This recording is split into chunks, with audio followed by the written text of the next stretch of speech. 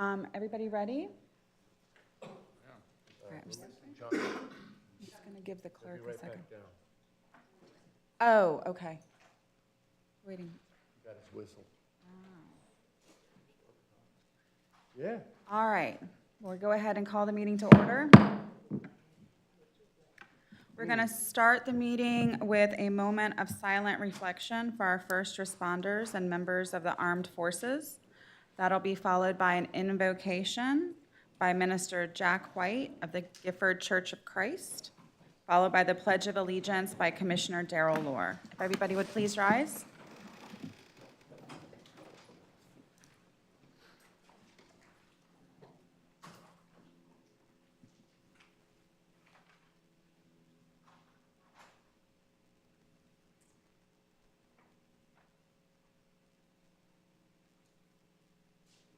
Let us pray. Dear Heavenly Father, we come to you this morning with bowed heads and humble hearts. We thank you, dear Heavenly Father, for waking us up this morning in our right frame of mind. We know, dear Heavenly Father, it was not anything that we have done so great that you have allowed us to be here this day. But we know it is because of your grace and your mercy that you have allowed us to be in this place this morning. We understand according to John 3:16, for you so loved the world that you gave your only begotten Son, that whosoever believe in him should not perish but have everlasting life. We come also, dear Heavenly Father, asking you to continue to bless this nation, continue to bless us as a people of America, that we will come together, one, united together in peace, in love and harmony. We ask, dear Heavenly Father, that you continue to bless our men and women of the armed forces, protect them from seen and unseen dangers at all times.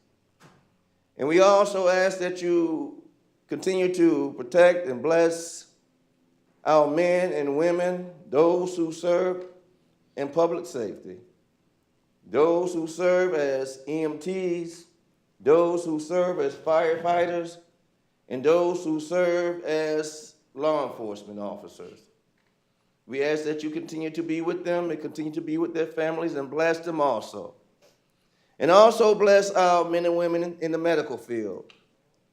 We thank you for them, and we hope and pray that you continue to bless them, that they may be able to do their job and aid us in every way that you see that we need to have the kind of love and the kind of healness that we need to our fleshly bodies.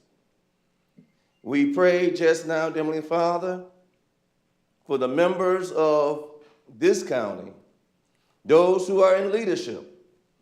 Give them wisdom, understanding, that they may guide and lead in such a way it will not hinder anyone from serving you. And we ask, Heavenly Father, bless not only them, but bless their families. Because we know that the time that they put in to be here, and even when they are not here, they're still serving. And we ask that you continue to bless them. And we as a people, that we come together always. This prayer we so humbly ask in your dear Son's name, Jesus Christ. Let us all together say, amen. Amen. Please join me in the Pledge of Allegiance. I pledge allegiance to the flag of the United States of America and to the republic for which it stands, one nation, under God, indivisible, with liberty and justice for all. All right, commissioners. The first item on our agenda is the oath of office for the Board of County Commissioners, which will be done by the Honorable and Amazing Judge Nicole Menz of the 19th Judicial Circuit. And we will do that in alphabetical order, so I guess I will go first. Come on down. Madam Chair.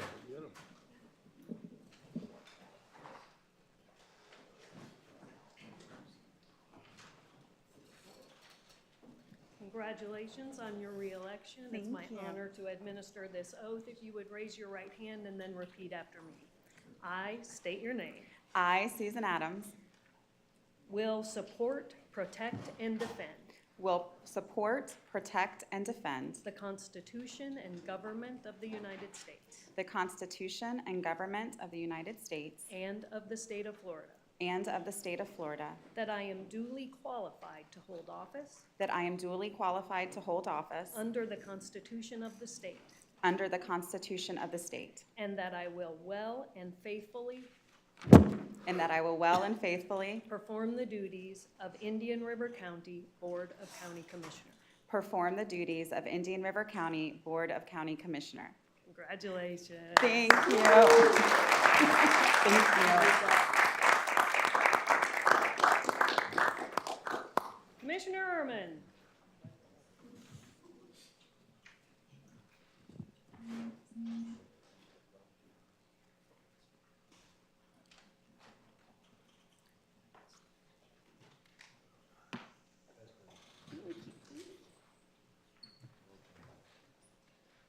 Congratulations, sir, on your reelection. It's my honor if you'll raise your right hand and then repeat after me. I state your name, Joseph H. Ehrman, do solemnly swear do solemnly swear that I will support, protect, and defend that I will support, protect, and defend the Constitution and government of the United States the Constitution and government of the United States and of the state of Florida, and of the state of Florida, that I am duly qualified that I am duly qualified to hold office under the Constitution to hold office under the Constitution of the state, of the state, and that I will well and faithfully perform that I will and faithfully perform the duties of Indian River County Board of County Commissioners. the duties of Indian River County Board of County Commissioners. Congratulations.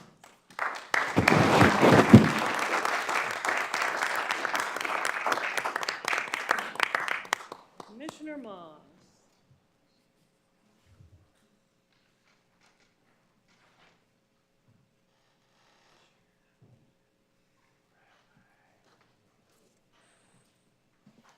Congratulations to you as well.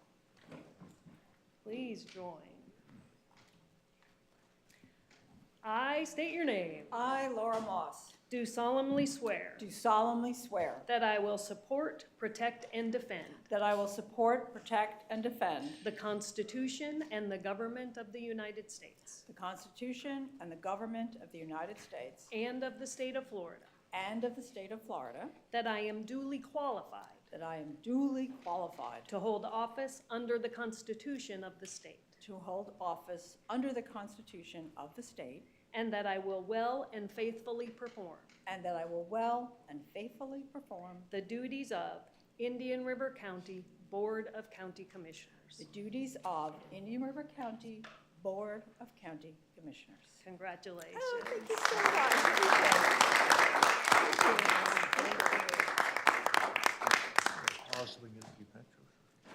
Yes, Thank Commissioner. you all. Keep up the good work. Thank you. Commissioner Ehrman wants to take a quick pause for a few pictures. So 5 seconds, or a few minutes.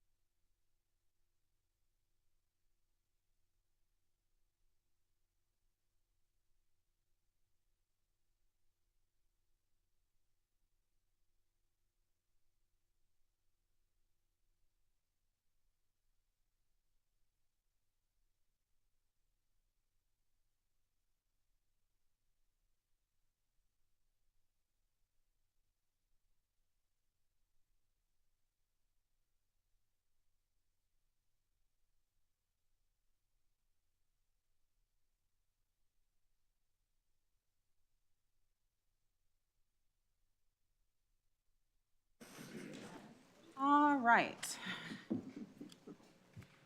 The next item on the agenda is the election of the board chair and vice chair. So I will turn it over to the attorney. Nominating Susan Adams for a host of reasons, which I'll be happy to explain. I'm going to open the floor for nominations now. Are there nominations for Yes. chair of the commission? Nominating Susan Adams for chair of the commission. We're, for the community, we are in the midst of a series, if you will, of long-range studies and projects. And I think having that continuity over time would serve us well. In addition to that, for those who didn't know, we are embarking upon our centennial year. And what better way to commemorate that than to have someone who was born in this county. And last but hardly least,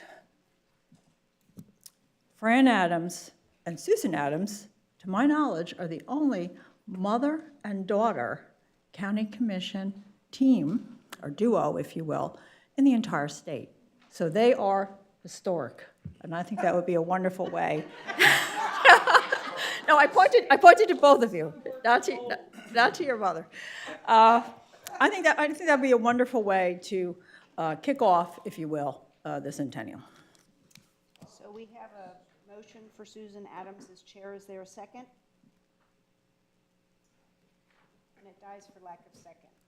Is there another nomination for chair of the Board of County? Madam Counselor, I'd like to nominate Commissioner Vice Chairman Fleischer for the chairmanship. And in that, I say thank you, Commissioner Adams, for a job well done. We have a motion for Commissioner Fletcher as chair. Is there a second? Second. Are there any other nominations? Do I have a motion to close the floor to nominations? So moved. Is there a second? Second. All those in favor? Opposed. 4-1. That is the chair, the floor is closed to nominations. So we have one nomination for chair, which is Commissioner Joseph Fleischer. All those in favor? Aye. All those opposed? Opposed. And Commissioner Fletcher, congratulations. Thank you. That's a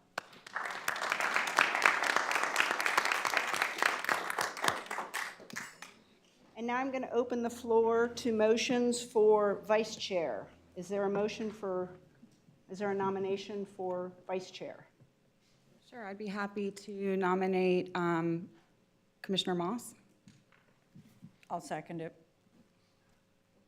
We have a motion and second for Commissioner Moss to serve as vice chair. Are there any other nominations? Commissioner Darrell Law. Is there a second? Second. We have a motion and a second for Commissioner Lohr to serve. Is there a motion to close the floor for nominations for vice chair? So moved. Second. All those in favor? Aye. The floor is now closed to nominations. We have a nomination of Commissioner Moss for vice chair. All those in favor? Aye. All those opposed? Aye. So the motion fails. We have a nomination for Commissioner Lohr to serve as vice chair. All those in favor? Aye. All those opposed? Opposed. And that motion carries. Congratulations, Commissioner Moore. Congratulations. Thank you.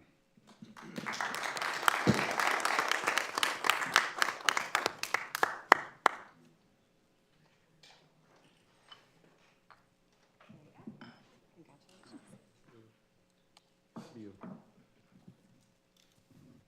Well, thank you, Counselor, and I want to thank Commissioner Law. I'll thank Commissioner Adams. Thank Commissioner Airman. I have to say that it's a pleasure working with you. And with that, Commissioner Adams, Madam Chair for the last time, for now, the chair now. I know, but I've slipped one in. I want you to know that each commission year is confronted with unique challenges, unknowns, some difficult, some not so difficult. But I want you to know you did so in great fashion. So I want to thank you for a great year. Thank you. And congratulations, because the best day is the day you get the gavel, and the second best day is the day you hand over the gavel. Very true. So, thank you. We've got a meeting to run. With that, we have any additions, deletions to the agenda? There is an item, item number 4, that's written on the agenda. We're going to move that to 10A3, that's the swearing rezoning, 990700136-96957, which is scheduled, advertised, and at this time. In addition, we want to add a debris collection regarding Hurricane Milton, and that will be at 15B1. And then I'd like to move at the request item 9A, B, C, and D, the constitutional presentations, directly following the approval of this agenda. And that would be just prior to the proclamation and presentation for Major League Baseball. Mr. Chair, move as amended. Second. We have a motion and a second. Any discussion? All in favor? Aye. Opposed? Motion carried. We will now move on to what was previous to 9A, which is a supervisor elections annual fiscal report. And we have none other than Leslie Swan. Thank you, Madam Supervisor. Oh, well, thank you, and congratulations, Commissioner you. Flesher, on the chairmanship, and Commissioner Lohr. I'm Leslie Swan, the Supervisor of Elections, and I would like to begin by thanking you all for your unwavering support during the past fiscal year. This year being a presidential election cycle, my team conducted 3 elections in a 9-month period, from the municipal elections last November to the presidential preference primary in March and the primary election in August. During this last fiscal year, we were also finalizing preparations for the November presidential election. You have that? I'd like to thank Commissioner Flesher and Commissioner Lohr for serving as our canvassing board members. Serving in this capacity is a huge time commitment, and they did a fantastic job. And due to the support of the county commissioners, our team streamlined the voting process. We utilized new Zebra barcode ID scanners, which allowed for incredibly fast reads of barcodes on driver's licenses for voter check-in. We rolled out our new Edge tablet electronic poll books, and countywide, we deployed Election Day ballot-on-demand printers, which allowed the voter check-in and to check in and receive their ballots at one station. Our county has grown substantially, and implementing new tools to streamline the voting process allowed for efficiency in the voting process. And I just want to express my sincere appreciation to the board for generously allocating the funds that enable the Supervisor of Elections office to conduct transparent, trouble-free, and successful elections. And I would be remiss if I did not thank my staff. People don't realize they work late into the night on weekends. It is a lot of time. They're away from their families and dedicate to their jobs here. And with that, I am returning $31,880. So thank you again for all of your support. Thank you.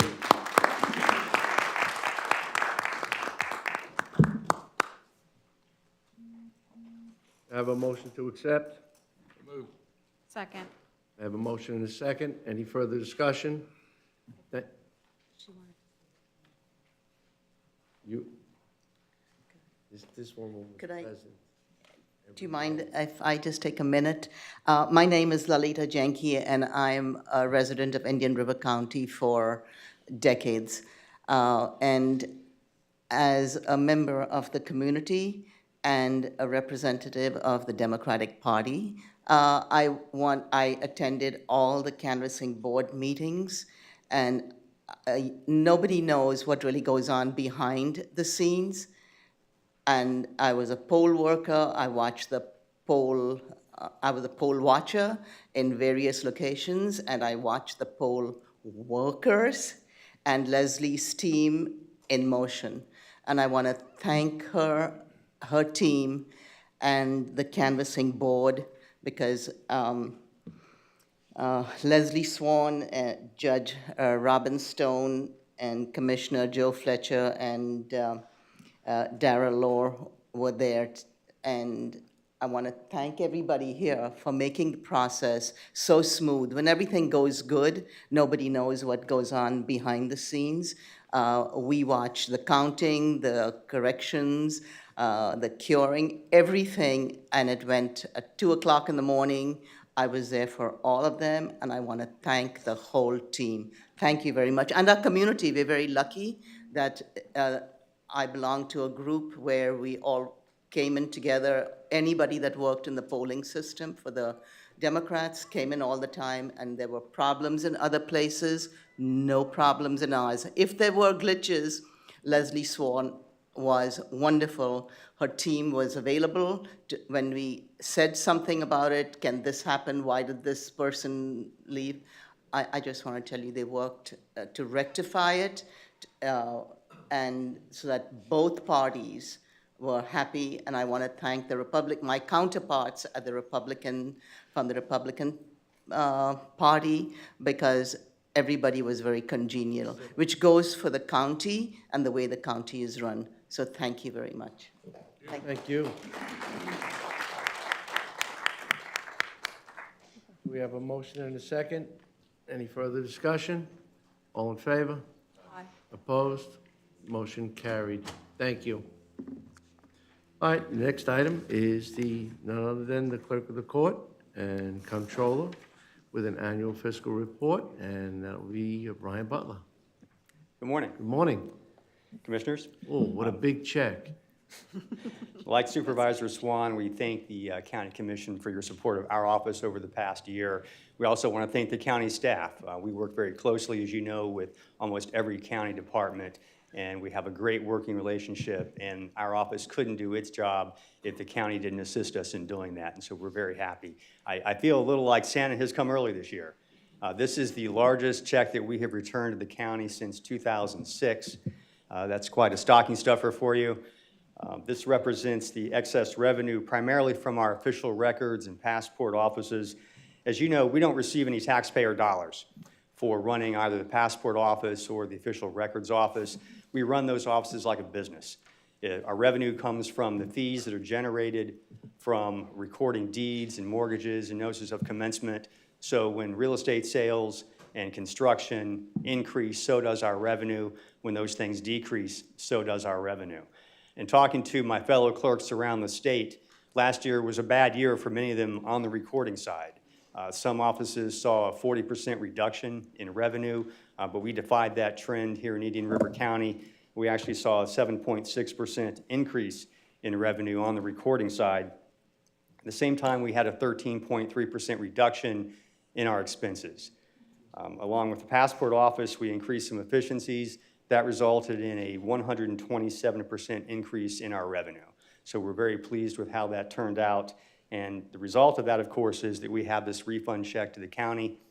I do want to thank the incredible staff at the Comptroller's Office and the Clerk Finance Division. This is Irene Haas. She's our supervisor of the Clerk Accounting Department. She's the one who actually handles all those invoices and the checks that we send to the county every month for the fees that you get from courtside services.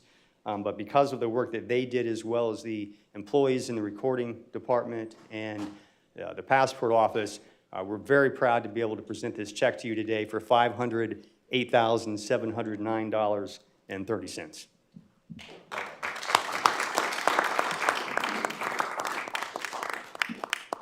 Don't spend it all in one place.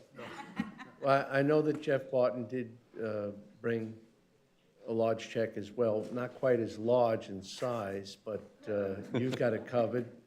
What we yet to see, we have 2 constitutionals that will be at a later date. So, but so far, that's the top check. Thank you. Thank you. We have a motion and a second. Any further discussion? All in favor? Opposed? Motion carries. Thank you, we accept. And we have the Honorable Sheriff of Indian River County. It's Eric still the Flowers. biggest check. I'm not going to give you as much as he gave you. But you want a few minutes to? Yeah, absolutely. Yes, I appreciate it. Thank you for your support. Obviously, we're just coming through an election, and one of the things I bragged about the entire time was that I've always had 5-0 votes from you guys, and I certainly appreciate that support and the partnership. It really means a lot. So I'm here today to return $149,833.05. So it's not quite what Clerk has for you, but it's something, and we certainly appreciate that support and all that you guys have done for us to help us with the budget. We'll be back again this year to see you some more, so certainly thank you, and we're happy to give it back. Thanks. Yeah, thank you. You also bring safety to us. Yes, absolutely, and I didn't bring a big check with me. I don't do that. I love that you guys do that, and I'm sure that Carol Jean, when she comes, will be the top winner with the check. Sorry, Ryan, but I'm sure she will have the largest check, because it seems like she does every year, right? Amy's here, so we know it's legit.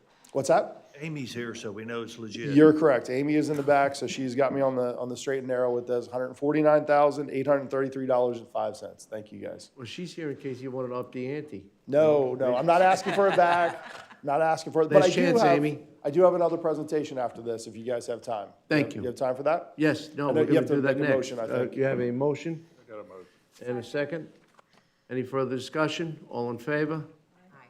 Opposed? You got another 5-0. We Thank you. accept. Thank you. And I believe that we want to do a photo real quick, Leslie and Ryan, real quick with you guys, if that's okay, with the 3 of us that are here. Can we do that real quick? The check was bigger, maybe.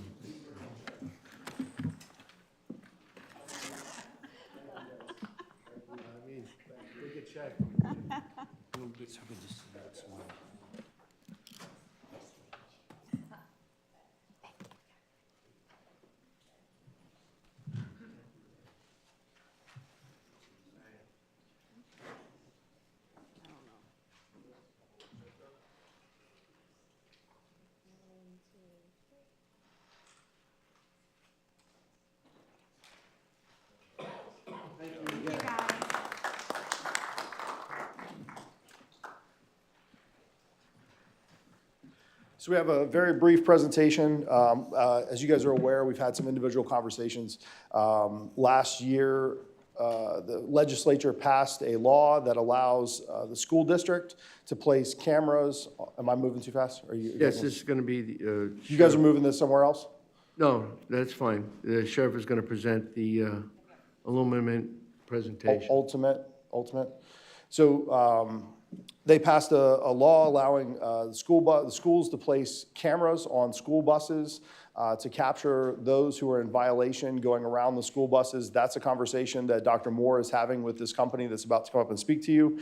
I'm having a conversation with them about placing cameras inside of our school zones. We've had them do an independent study that will give a presentation about that and what speeding looks like inside of school zones. Ultimately, for me, my goal here is to free up resources and manpower when people know that they would receive a citation through the mail if they're speeding in school zones. That allows me to have deputies working in other capacities in other places. As we currently man our school zones, we have motor units, traffic units, zone deputies that sit in those school zones every single day and issue citations and warnings and stops. And so if we had the system that they're proposing, we would no longer have to be in those speeding zones throughout the day. And so we believe it's a good use of technology as well as a good use of tax dollars, because as they're going to tell you, there's no cost to the county to implement this system. The only thing that I would need from you guys is a county ordinance passed to allow us to issue those citations. So I'm going to ask Ultimate to come up and give their presentation. Thank you for your time on this. Thanks, Sheriff. Thank you so much. Good morning. I'd like to thank Sheriff Flowers and thank the board for your time this morning. Sheriff Flowers did a great job of giving a high-level overview of what the programs themselves look like. Wait for the presentation to pop up here. All right. Excellent. As he mentioned, 2 laws were put in place. Just a brief history, going back in July of 2023, a law was put in place to allow for automated enforcement for both speeding in school zones and school bus stop arm violations. Some of the details of the law itself: citations are only issued for egregious speeding of 10+ miles per hour over the speed limit. So we're not talking 5, 3, 4. You must be going at least 10+ over the posted speed limit.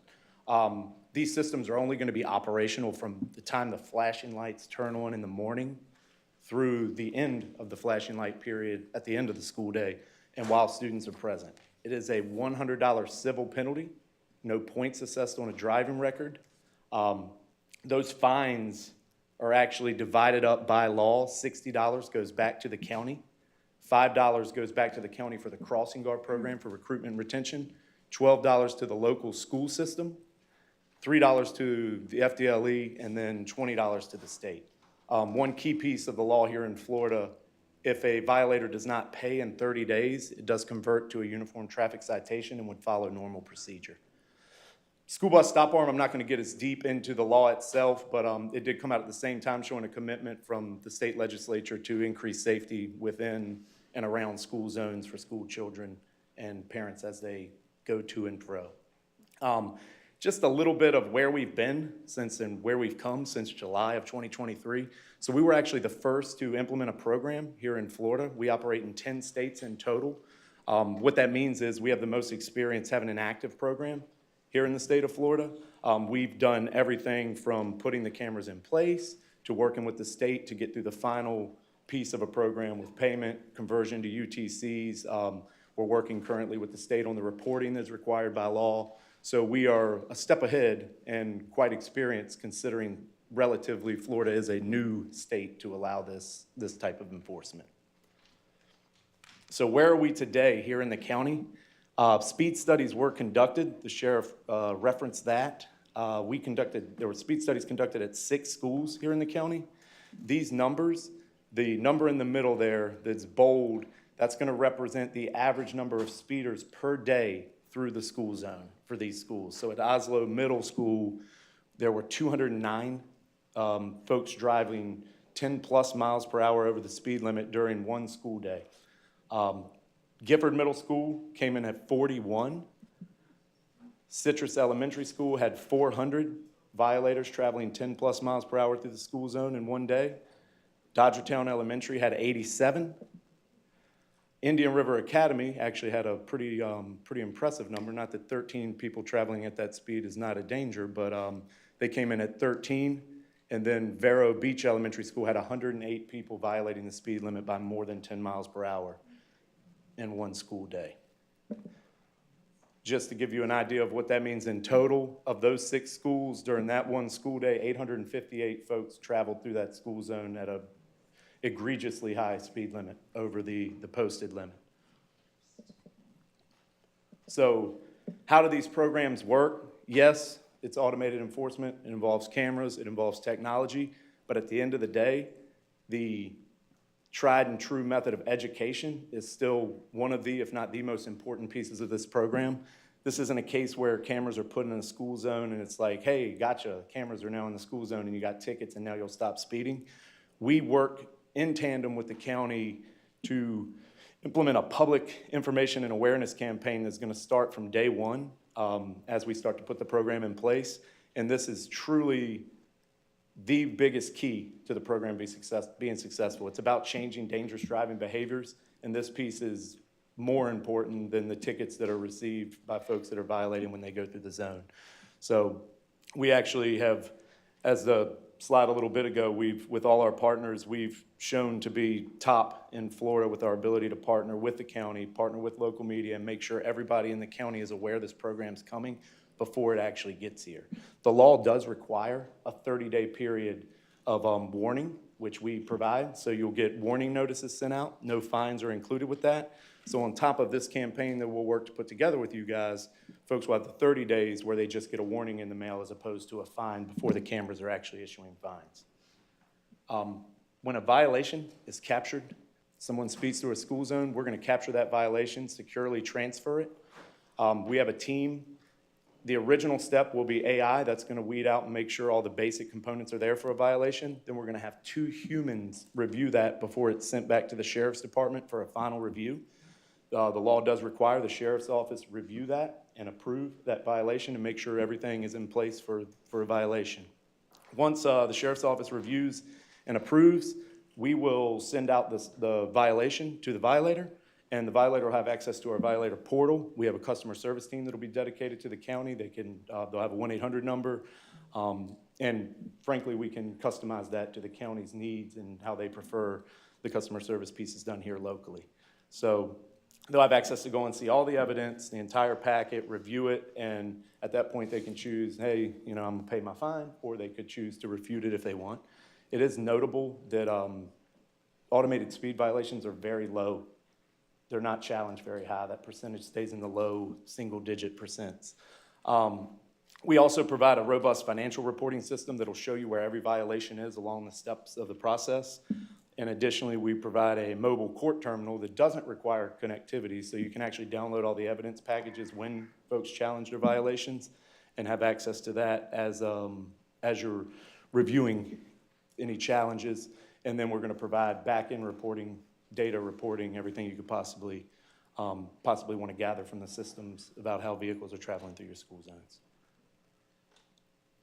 Program differences, some things we do, just highlights of the program. So the speed studies that are conducted are completely independent. They're not done by us. So basically the data is collected, and that's what I'm presenting to you here today. We have no fee to terminate a contract, so there's no risk, not just financially, but if for some reason you put a program in place, you decide, hey, this isn't for us here in Indian River, you can part ways and there's no fee, no penalty. We do have some of the most flexible system technology in our industry. We are fully committed to safety, so we can offer standalone ALPRs as part of the program as well. There's no taxpayer cost. I'll get a little more in depth at the end of the presentation here on that. No hidden cost. And we do all of our own work. We're US-based. All of our employees are US-based, customer service. When folks call, they're going to be speaking to someone at our office here on the East Coast. Additionally, your data is never going anywhere outside of the US. It's going to be protected and housed right here in the US. So no taxpayer cost. Just to dig in on that a little more, these are violator-funded programs, so the violators are going to pay for the technology that's issuing the violation. How that works is we'll take the cost of the program out of the violation funds collected, and the rest will come back to the county as prescribed by the state law. The way the contract is set up, if your violations go to 0, you still owe nothing. That's a risk that's clearly written in the contract. Cost neutrality is part of the contract, and the county will never owe a taxpayer dime for the program. And that is a high-level review. And the only item that I would ask you to talk about, I don't know if you have the data in front of you, but the speeds that they were traveling when they did the study in the individual zones. Do you have that off the top of your head by chance? Sure. So meaning how fast were the vehicles that were? They were all going at least 11 miles per hour over the speed limit. Every single one. 90-something at Citrus. Oh, yes. Yes. So we did, the top was 93, I want to say off the top of my head, but it was in the low 90s. Somebody went through a school zone that was active. Yeah. So really, I wanted to bring him here to, give you the presentation. And if you guys have any questions, obviously we'll have more conversations and individual at this. I don't have an ask today for this. I just wanted you guys to hear his presentation. And if there's anything you guys wanted to ask, he's here for you. Thank you. You have any questions? I didn't. How do you get paid? So the violations, when the violations are collected, we'll take our fees out of the violations that are collected, and whatever's left over would go back to the county. Okay, I got a fee of that $100 that I paid because I sped in school zone. How much do you get? Yeah, $100 is the fine, meaning, or how much goes back to us as a vendor? Yes. Yeah. It's gonna, the way the pricing, the fee structure is set up, it's gonna range anywhere from 13 to, it's a range, because you get a certain amount of included volume in the fee structure, but anywhere from 13 to 15 will come back to us, but it's gonna be kind of a sliding scale and cost less if volume is higher.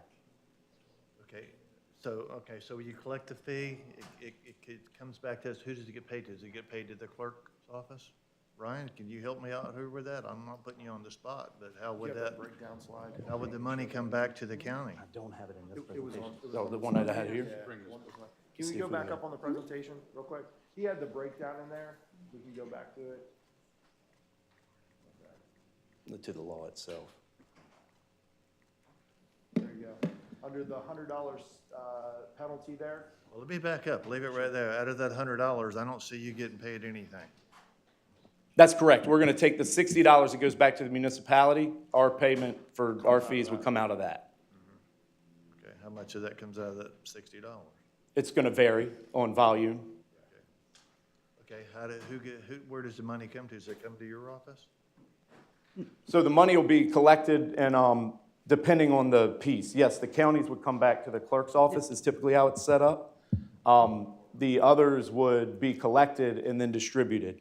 Some of the Department of Law Enforcement, $20 to the state, they're actually submitted to the Florida Department of Revenue and they. So they have a web-based terminal on their side that people go in and make their credit card payment on for $100 for the violation. And one of the pieces that he didn't talk about was, let's say you're not the driver, somebody else is the driver. You can assign it on the website to whoever the driver is of that vehicle. Your son's driving the car, your wife's driving the car, your cousin's driving the car. They pay that $100 fine on a monthly basis. This company cuts a check. A portion of it goes to the county, a portion of it goes to the school district, a portion of it goes wherever it needs to go based on Florida law. They send the checks out at the end of the month.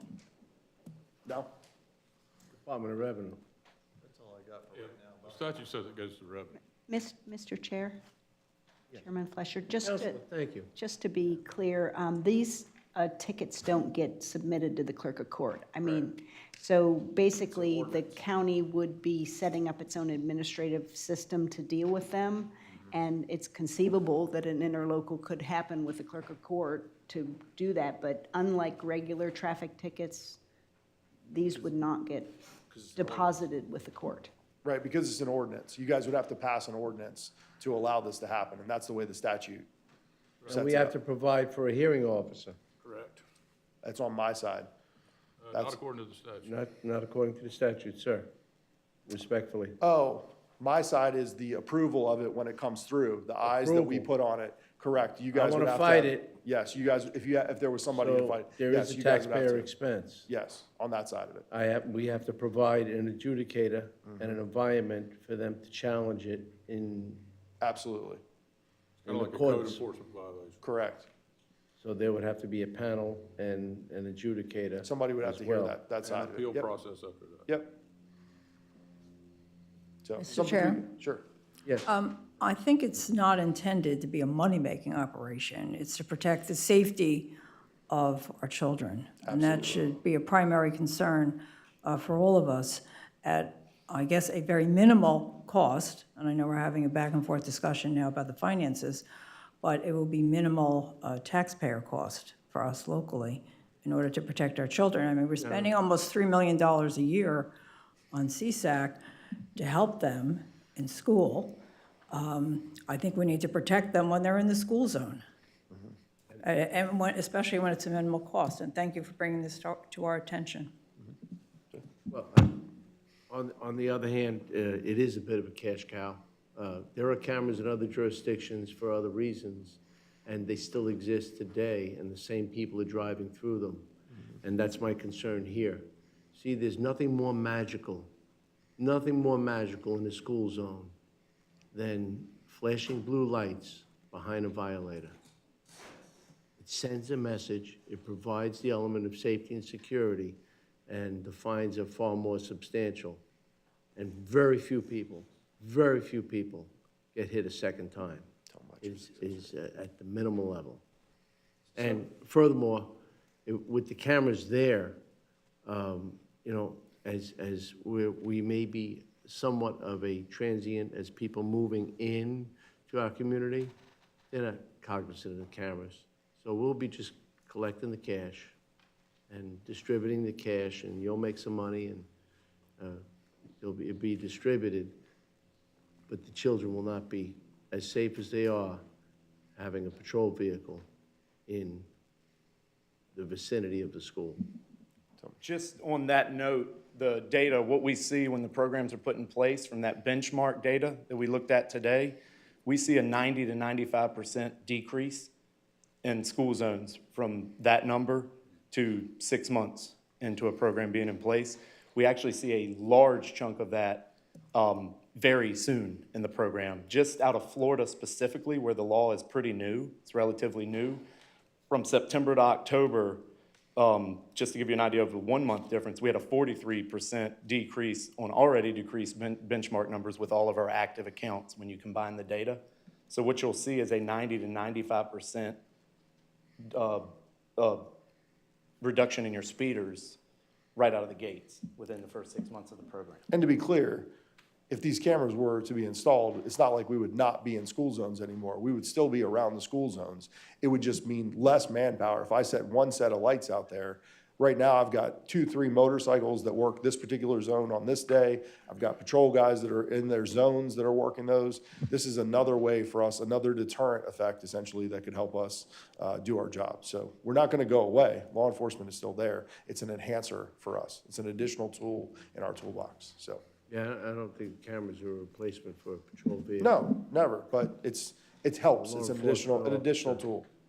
So, I worry a little bit about and you and I had this conversation, I worry a little bit about the backlash of Big Brother's watching kind of thing. Absolutely. And then what's next? Is it red light cameras? Is it gunshot detectors on, on telephone poles in areas? I mean, kind of what's next? And so I kind of worry about the public sentiment of that a little bit. But that's not a deal breaker for me, but I just almost think if we did this, we would do it on our own. No offense to you. I understand. I think it's a great way for you to make a living and make money, but we're going to find somebody for speeding in our zones, and it's part of the funding is going back to a private business that installed the camera, and I just don't. I don't know if we. I mean, I'm all for protecting the kids. I've always been that way. I got my own granddaughter that goes to school, and I'm all for protecting the kids. I did it, for all my life, protecting people. And I understand your manpower issue, but I just think I think a presence in the school zones at school zone time is still, maybe I'm old school, still the way to go. I just don't see enough to convince me that we need to make an ordinance and going through this and move forward to do this. I don't see, the statistics show that people speed. Yeah, I've probably sped through a school zone and not paid attention myself, but I can't support it right now, Sheriff. Cool. I'm sorry about that. I just can't support it. I'll be submitting my budget with additional deputies to cover this issue. Thanks. Wow. All right, guys, have a good one. Thank you. Thank you for the presentation.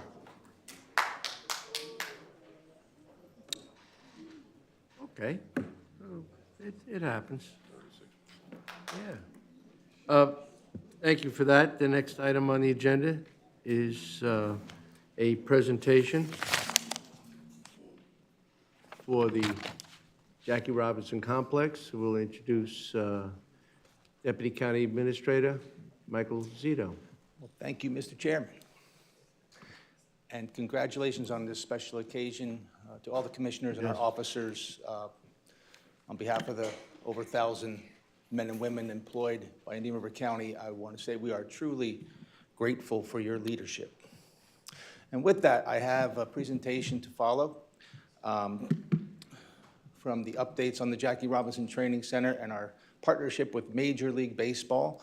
I want to say the theme of this presentation is progress in motion. It's a celebration of the progress we've made over the past year since you've been updated on our mission. And I can say I'm proud of the efforts of our staff and the collaboration with Major League Baseball, and particularly the local representatives here at the training center. The Jackie Robinson Training Center is truly the crown jewel and lead economic driver of sports tourism in this county, and this presentation is a reflection of where we're going. And I want to thank you very much in advance. So with that, I want to introduce our friend and partner, Ms. Rachel Madrigal, Major League Baseball. Thank you, Mike, I appreciate it. Thank you, Commissioners, and congratulations to several of you for your reelection. And I appreciate all the support that you have provided us for many years now.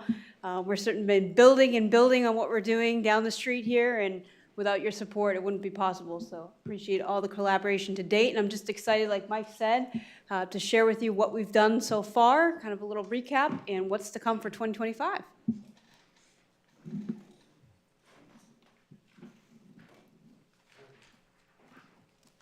Right, so I just want to take a moment to kind of reflect on some of the facility improvements that we've shared over the last year or so with you, and as well as talk about some of the ones we've been able to accomplish this past year. So just to recap, Building 42 is, of course, a gem down at our facility on the street. It opened in 2021. It's a 38,600 square foot indoor training facility and has seen many, many uses over the last 3 years. So very excited to have been able to build that facility. It has batting cages, classrooms, and of course, a turf infield that has served us well, certainly in the Florida weather in the summer. Home and Stadium, of course, we've done a series of renovations over the last few years since 2019 to the stadium, really preparing ourselves for the kind of next wave of events that we are looking forward to bringing into our county. We've done a rebuild of the press box out there, added some ADA accessibility up to the concourse with a new ADA ramp, new elevator to the press box design, all new stadium seats for the 6,200 seat stadium. We built brand new dugouts over the last 2 years. We've improved the concession stand, as well as all of the restroom structures have been completely renovated. We added increased safety with new wall pads out there, as well as enhanced the technology throughout the facility as well with a new AV system, speaker system, as well as new IT infrastructure. And then on to some of the things that we were able to accomplish with your support in 2024. So one of the exciting improvements is to the lighting. We had some outdated Musco lighting, old fluorescent lights lighting the field out there. We were able to upgrade those to LEDs in May of this year. So one of the other exciting features of the new technologies, we're now able to add some light shows, some kind of neat effects that you'd see at some of the Major League ballparks these days. And so that really has added to the entertainment factor we're able to display for some of our larger events. Also, this is something that we collaborated with you all on, was to rebuild our executive building, our former executive building, into kind of a new vision, which we now call Building 5. And so I'm excited to announce that we were able to complete and open that facility Labor Day this year.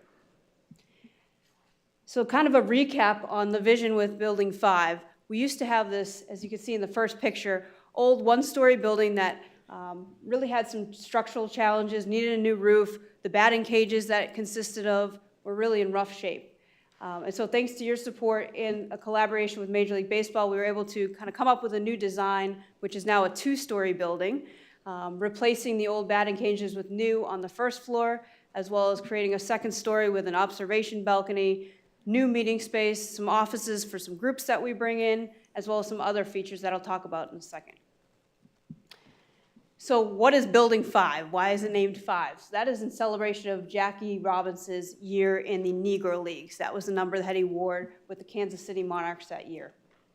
So as I mentioned, there's some new meeting space, some classroom space. We have a new kind of modern quad meeting room design on the second floor that is very flexible. That's kind of always the theme on anything that we redesign at the facility, is being able to use it for the max amount of different types of groups and clients that we host.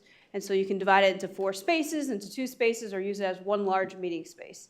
We also incorporated a brand new state-of-the-art AV package, We also got rid of the old concession trailer that some of you may recall in our central field area, and we're able to upgrade and create, in part of this Building 5 project, a new concessions window, so that's now all-encompassing in the new space. We also added public restroom access from that building, so the public doesn't need to go into any of our interior spaces to have restroom access. And like I mentioned, we built the new batting cages that have the latest and greatest in that area.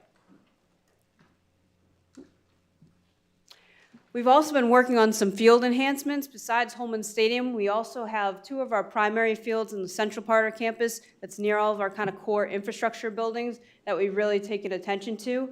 So a couple of years ago, on the right-hand side, you'll see here field determination. That is the first field that we turned into an artificial turf field.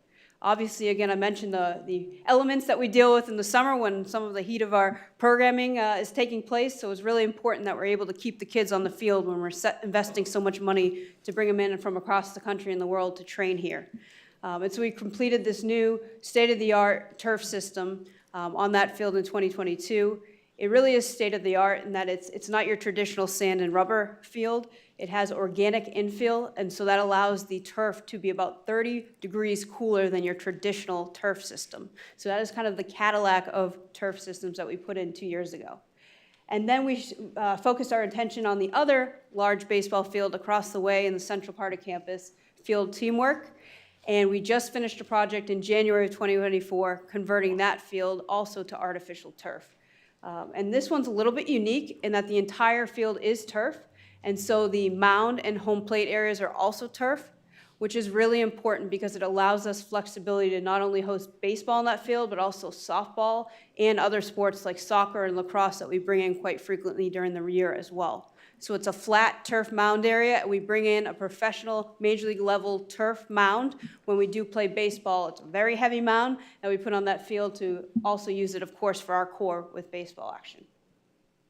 And then with that project, we had a central bullpen area with 6 bullpen mounds and home plates that we replaced 100% completely with artificial turf, except for, of course, the mounds themselves are clay area. But it's a brand new, it's kind of a central feature part of campus, so it was really important for us to upgrade not only the looks, but also the functionality of that space.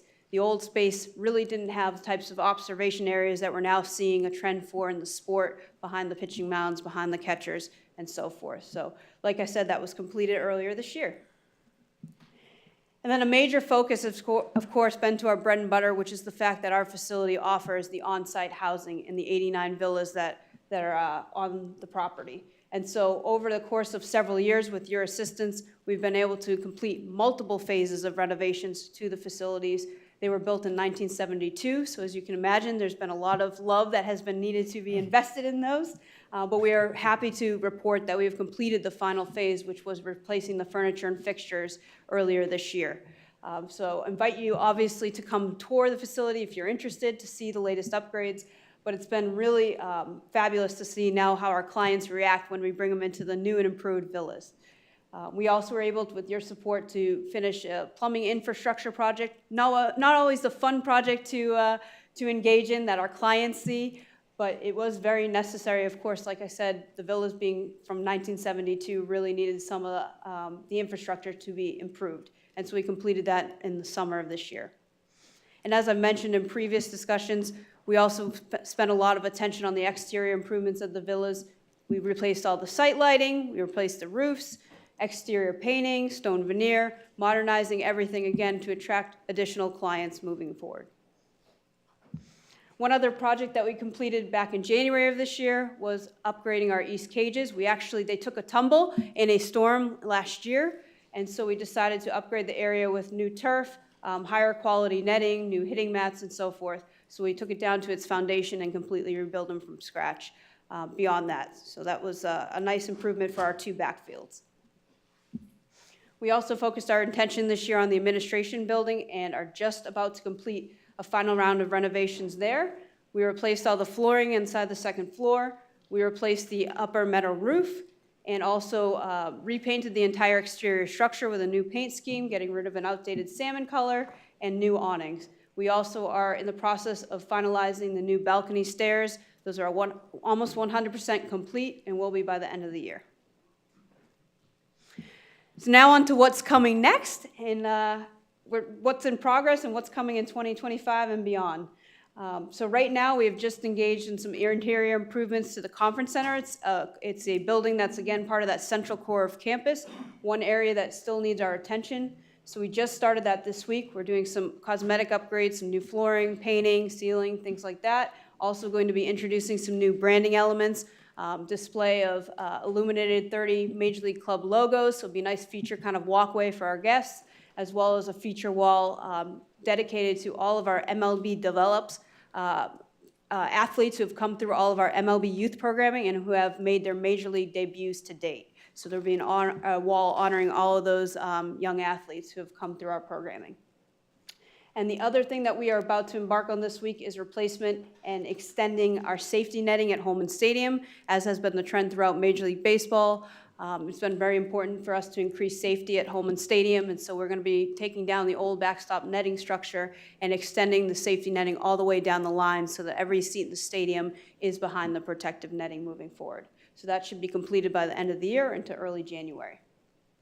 We have also been focusing our attentions on working on a concept for a dining room renovation that will be coming within the next 2 years. That would involve renovating the existing space as well as producing an addition to increase our capacity in the dining room, because we have a good problem that we've been dealing with, which our capacity is limited in there and our programming is growing. And so we do need additional space for the additional athletes we've been serving. And we also have our west batting cages, which is adjacent to the administration building. That is a structure that needs attention, and so we've been working on a concept as well for that, for a future replacement.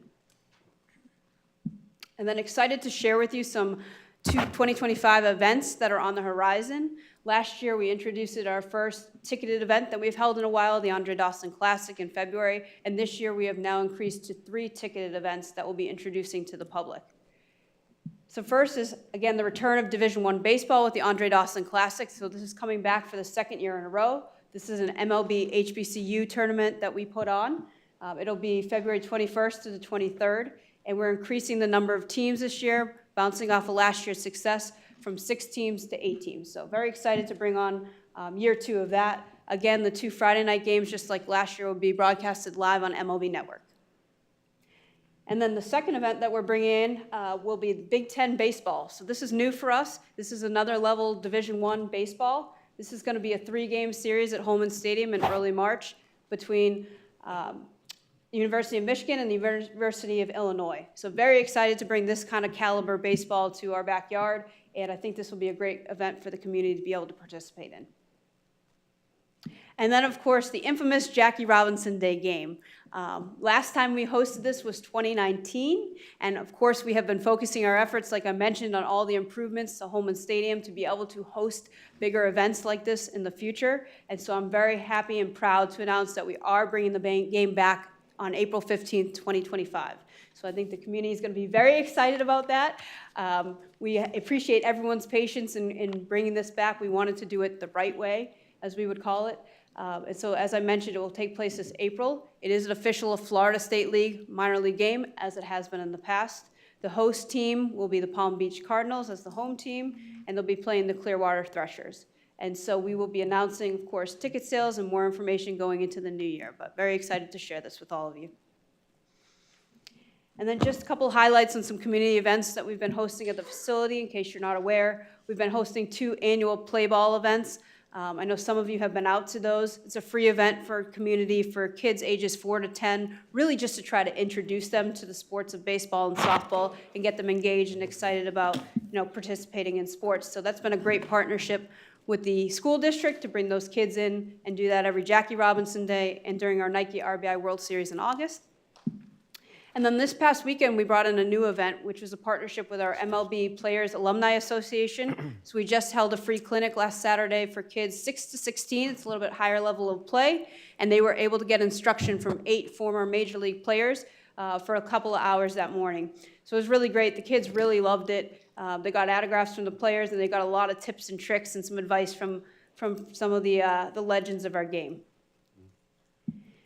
And a few other highlights. We've been hosting for 4 years straight now the middle school baseball and softball playoffs and intend to continue to do that for many years to come. We're the host facility for the Vero Beach RBI program, and so they use our facility for practices and games. They have been since the onset, and we just offered them an office space this year at our facility, which has been great. And then we've been engaging in a rich partnership with the Vero Beach High School. Those kids get to play at our facility when their practices get rained out at their own facilities. Now that we have all these turf areas, we've been able to really help them out when they're in need. And then they've also provided support back. Sometimes we need athletes to volunteer for some of the different programming, sometimes during an umpire camp or something that we're hosting. And they've been really good about engaging in that. And then, of course, this year, back in May, we were able to host your second annual All Hazards Disaster Preparedness Expo in Building 42. So a great use of that space beyond just athletics. And our intention is to continue to build the non-athletic programming that we use that building for. And then, of course, in the unfortunate situation and aftermath of Hurricane Milton, we were happy to be able to assist in some relief efforts. We were able to partner with the United Way to utilize our facility, the Villas in particular, to host some of the victims, especially of the tornadoes from that storm, provided them meals in the dining room, some shower facilities. So it was great to be able to use the facility in that capacity. We did enter into agreement with FP&L as well. It's not really well known, but they had reached out about utilizing Building 42 to host their linemen post-storm to be able to take rests and breaks while they were doing post-storm relief. They didn't end up using the facility because of their strategy had changed a little bit, but it really did set the stage for future collaboration with that group. And then our MLB Breakthrough Series, who were in town for a perfect game tournament a little bit south of here after the storm. They volunteered at Round Island to do a beach cleanup, so some of our staff got involved, my kids as well. So it was a lot of fun, a good effort, and a good teaching opportunity for those athletes to be involved in the community. And then a few notes on some growth and expansion of some events that we had. 2024 was really a turning point for us, I think. I think the word has really gotten out nationally and internationally about what this facility is. With all the coverage that we receive at the major league level and beyond, it really has shown in the numbers. And so we host an annual spring training program for high school and colleges. And so the year prior, we had 118 different high schools and colleges from all across North America and Canada come join us for a week or so of training. And that increased to 135 teams this year, which is a record for us. And so looking forward to another successful rendition of that in 2025.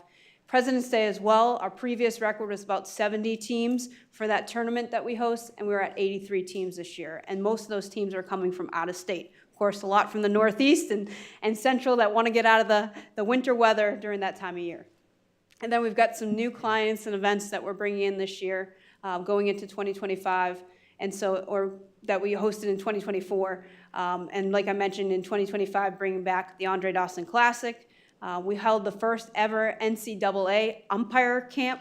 That's the first one the NCAA has ever put on, period, never mind at our facility. And so we were kind of the pilot for them. And now they're looking at using our facility for other referee and umpire camps for their other sports besides baseball, which is great.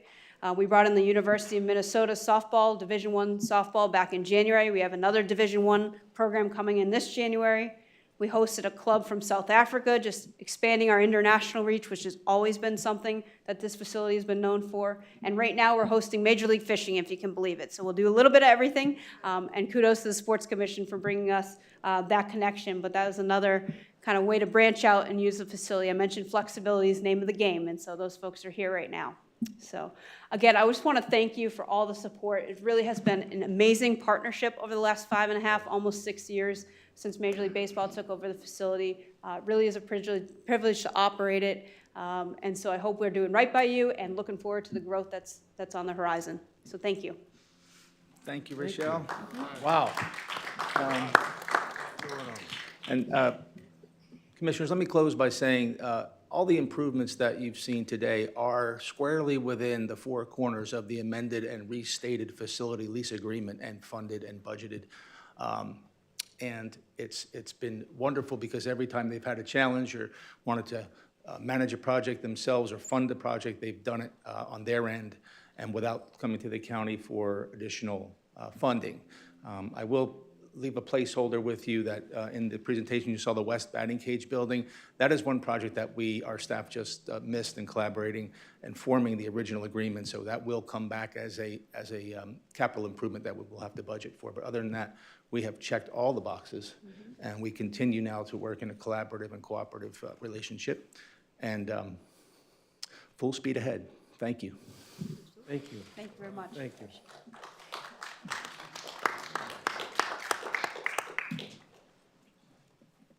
All right. Well, with that, the next item is approval of the minutes for the regular meeting of September 10th, 2024. We have a motion and a second. Any further discussion? All in favor? Opposed? Motion carried unanimously. Thank you.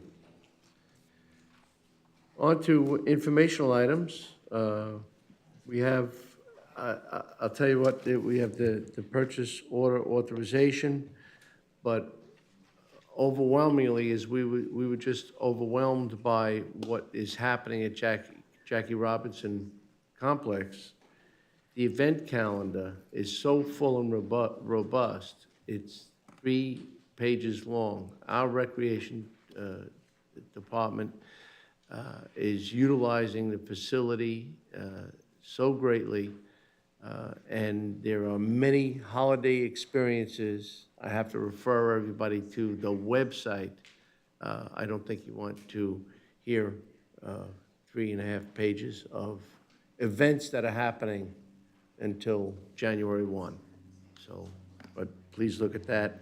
We also have another event that's being hosted here with the Pelican Island Audubon Society Tree and Plant Recovery Workshop in reference to the loss of vegetation and trees sustained during Hurricane Milton. And there is an exciting series. Commissioner Moss, would you like to talk a little bit about it? Yes, thank you.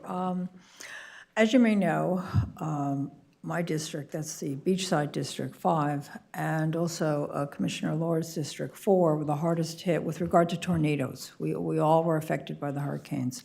Everyone is welcome to this, though. I just wanted to be sure that trees were not chopped down unnecessarily.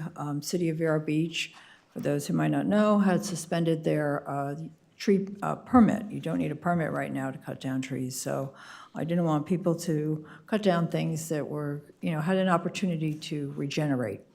And this panel will address that. They'll talk about identifying trees, your own trees and plants that might have the opportunity to come back to regenerate. And, when you look around, if you've been to that area, the trees look like they're in a state of shock. And I think we all were, but they still look like they're in a state of shock. But that doesn't mean they won't come back. The key is patience, to give them a few months. But there'll be more details. I welcome everyone. It's free admission. It's being held at River House, and that's this Thursday from 6 to 8. And there will be free trees available, live oak, cypress, and mahogany. Dr. Baker said he was going to bring all 3. So please feel free to join us. And thank you, Mr. Chair. Thank you. All right. Next item, we'll move on to the consent agenda. Is there anything that anybody wishes to pull from the consent agenda? Mr. Chair, I'd like to pull 8A. 8A alpha?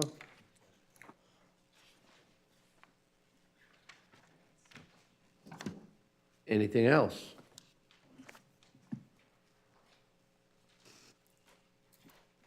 Is there any item that the public would like to? Get it later. Mr. Chair, pulled. move consent as amended. That's a motion by Commissioner Adams, by Commissioner Ehrman. Any further discussion? All in favor? Aye. Opposed? Motion carried unanimously. We'll move back on. Commissioner Law, you pulled item 8A alpha? I did, thank you, Madam Chair. Boy, it's gonna take I some don't know getting what's used to. going on over here. Okay, get them under control. Thank you, Chairman. And I bring this up for discussion. And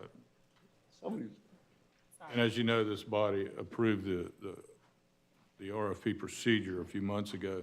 But I think it's interesting and it's timely in that the discussions we've had most recently, not only with the EAR, but the urban service boundary.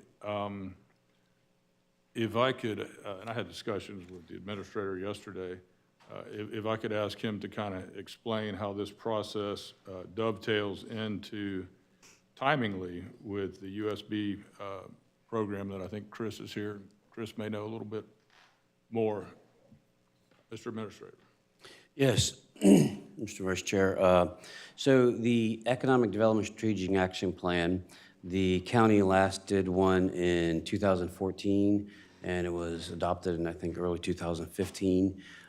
We did discuss this with the county's Economic Development Committee, and there was, the data was so old, and it just needed to be, we actually went out and sought the opportunity, could we update that existing plan? The firm was out of business, and no other firm's gonna come in and just take over. So we did look at it, and we budgeted and put it in the budget for the board's consideration, and this project will develop an economic development plan that would enable the county to identify, one, evaluate, and analyze its internal economy, as it relates to not just internally, but also what's happening outside, and then be able to determine what are the appropriate mixes in terms of what industry should we be, focusing our efforts, based on our existing workforce. Are there opportunities to grow our workforce? With that being the case, what needs to happen for that? But at the end of the day, it develops a plan that enables us to control the future growth of our industrial base and our economic, our commercial, but just our local economy. Absent having that, for instance, in the old plan, even prior to that plan being adopted, was the CVS distribution center was identified as, it's like, hey, we should be doing distribution. But nothing really occurred over those last 10 years or so. So this needs to be updated to identify what are the specific industries and businesses that the county, working in collaboration with the chamber, should be directing their efforts toward. So we're not just what they used to call it in the old days, is smokestack chasing any and every business possible. We need to be identifying, and we're going after those businesses that complement and bring value to our community, bring high value added jobs that will provide benefits and things of that nature. So this will lay out a plan to do that. It is heavy intensive on the front end in terms of stakeholder engagement, not unlike the previous one. And then what they'll do is they'll put together, after the stakeholder and interviews, they'll do their analysis. They'll look at the investment. They're going to evaluate our economic development incentives. Some of the incentives that are currently existing that we have identified are no longer, they're no longer in. We don't have an enterprise zone anymore. The state removed that program, sunsetted it a while ago. So it's time to update. And then the state does have a QTI, or Qualified Targeted Industry List. We just need one specific to us. So this will develop a plan. There'll be a draft. It will come back before the board. And where I say what it would, where it kind of fills in, one of the elements in our comprehensive plan is an economic development element. And this will ultimately result in some changes. And as we talked about the comprehensive plan, updating it, but then even as we mentioned at the last USB meeting, the notion that the Oslo Road interchange is opening, understanding what is the appropriate mix of businesses, industries that we want to target our efforts on, then we can be more strategic in targeting them on those specifically. Not unlike what the chamber is doing with their with their doing, and we just saw a perfect example of how we've enhanced our sports tourism, and we have such a crown jewel, and what the chamber is doing as it relates to its tourist development in terms of targeting, evaluating the market and targeting after certain sectors. Right, and additionally, we have a position that's being advertised as we speak. Can you tell the board what that position will do and how it parallels this study? Certainly. Well, this study is very important to that position. One, first and foremost, we get that position hired, they're going to be the primary project lead on this study from a staff standpoint. But right now, the county's already undertaking some of the economic development functions in terms of processing, our jobs, jobs grant programs, and working with the chamber. The chamber formerly had 2 individuals, staff members that were functioning and they served as what we call our formal economic development organization. Well, not last year, but the year before. Well, last year they actually pulled it out, the second position, and this year they're hiring, for Helene's replacement. So they're only going to have 1 person versus the 2. And I would submit to you that since we are doing a number of things internal within the county to support the chamber and in concert or collaboration, that's why we put the economic development position in the county's thing. Plus, it gives us more authority, or more control rather, because we're the ones that are going to be responsible for implementing this plan. And it's not just the chamber; it's working with our workforce, providers, working for our local business community, responding to requests for information as it relates to, business. If there's an RFI out there for like, hey, we're looking to locate this business, making sure it fits what we want to do. Maybe even working with the chamber, going out to industry trade shows for those industries that we've identified and bringing them back into our community. I understand that. And just so the public knows, each commissioner has a few subcommittees, and Commissioner Adams is on this, and I think rightly so.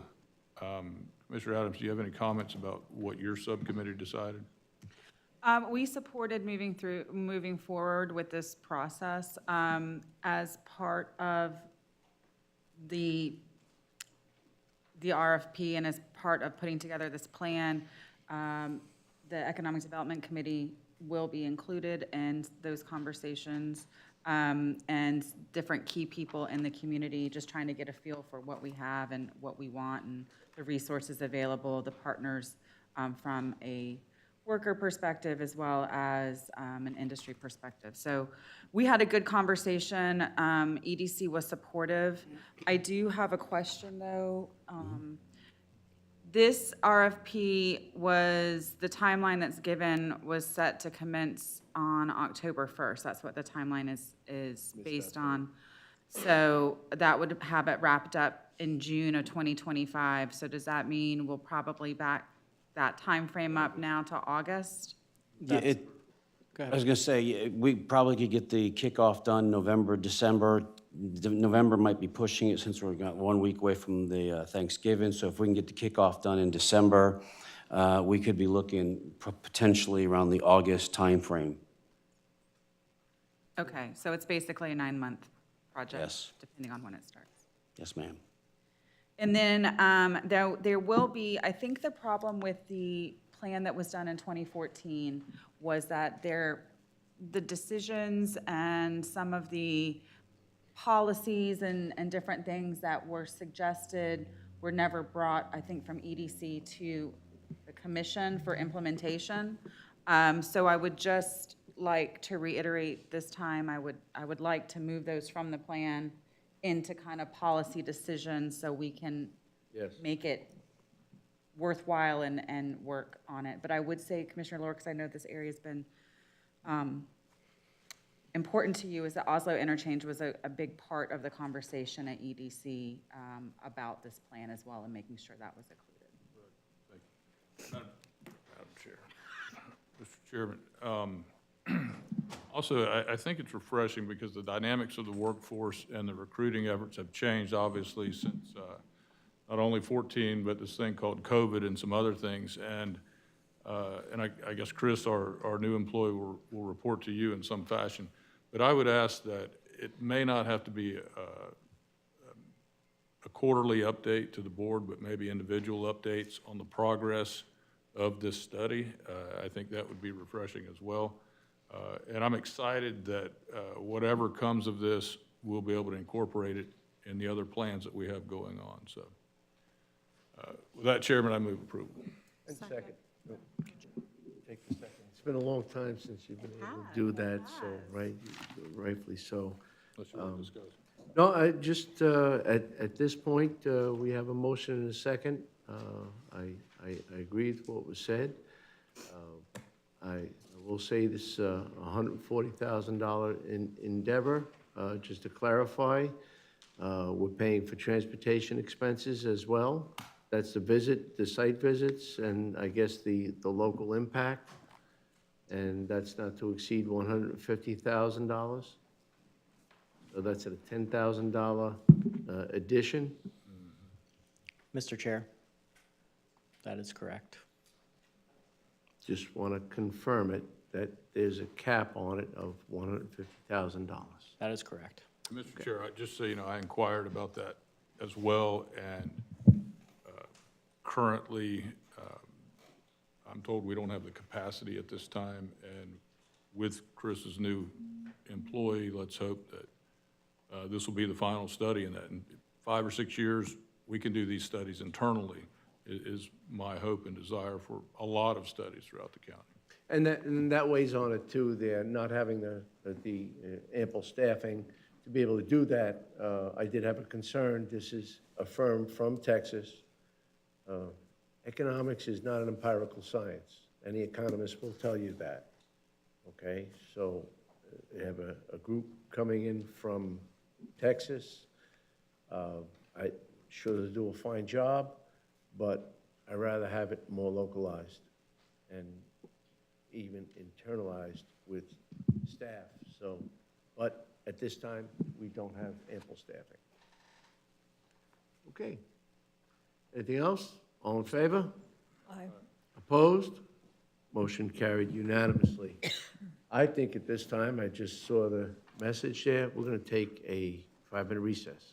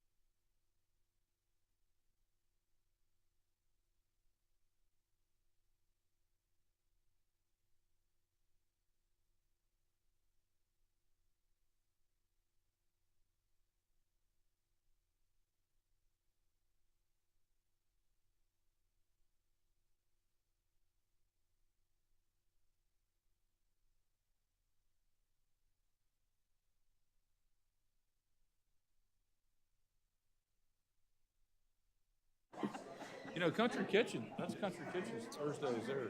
Is that like an industry?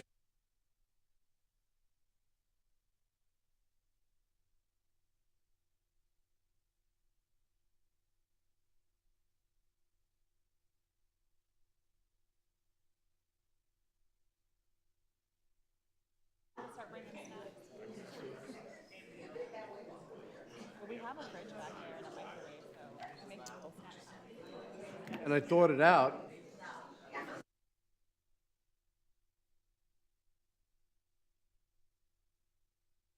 Minute warning.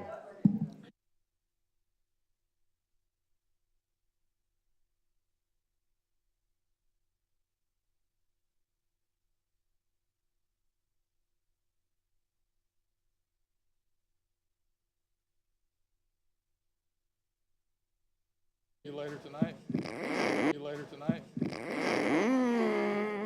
Meeting.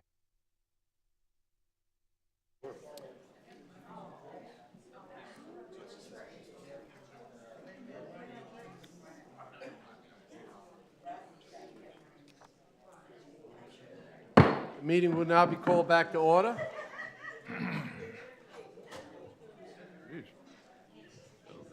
Thank you. The next item is a public hearing, item 10A1, which is a public hearing on an ordinance amending the Code of Indian River County Code, Section 102.01, Sub 1, and 102.04.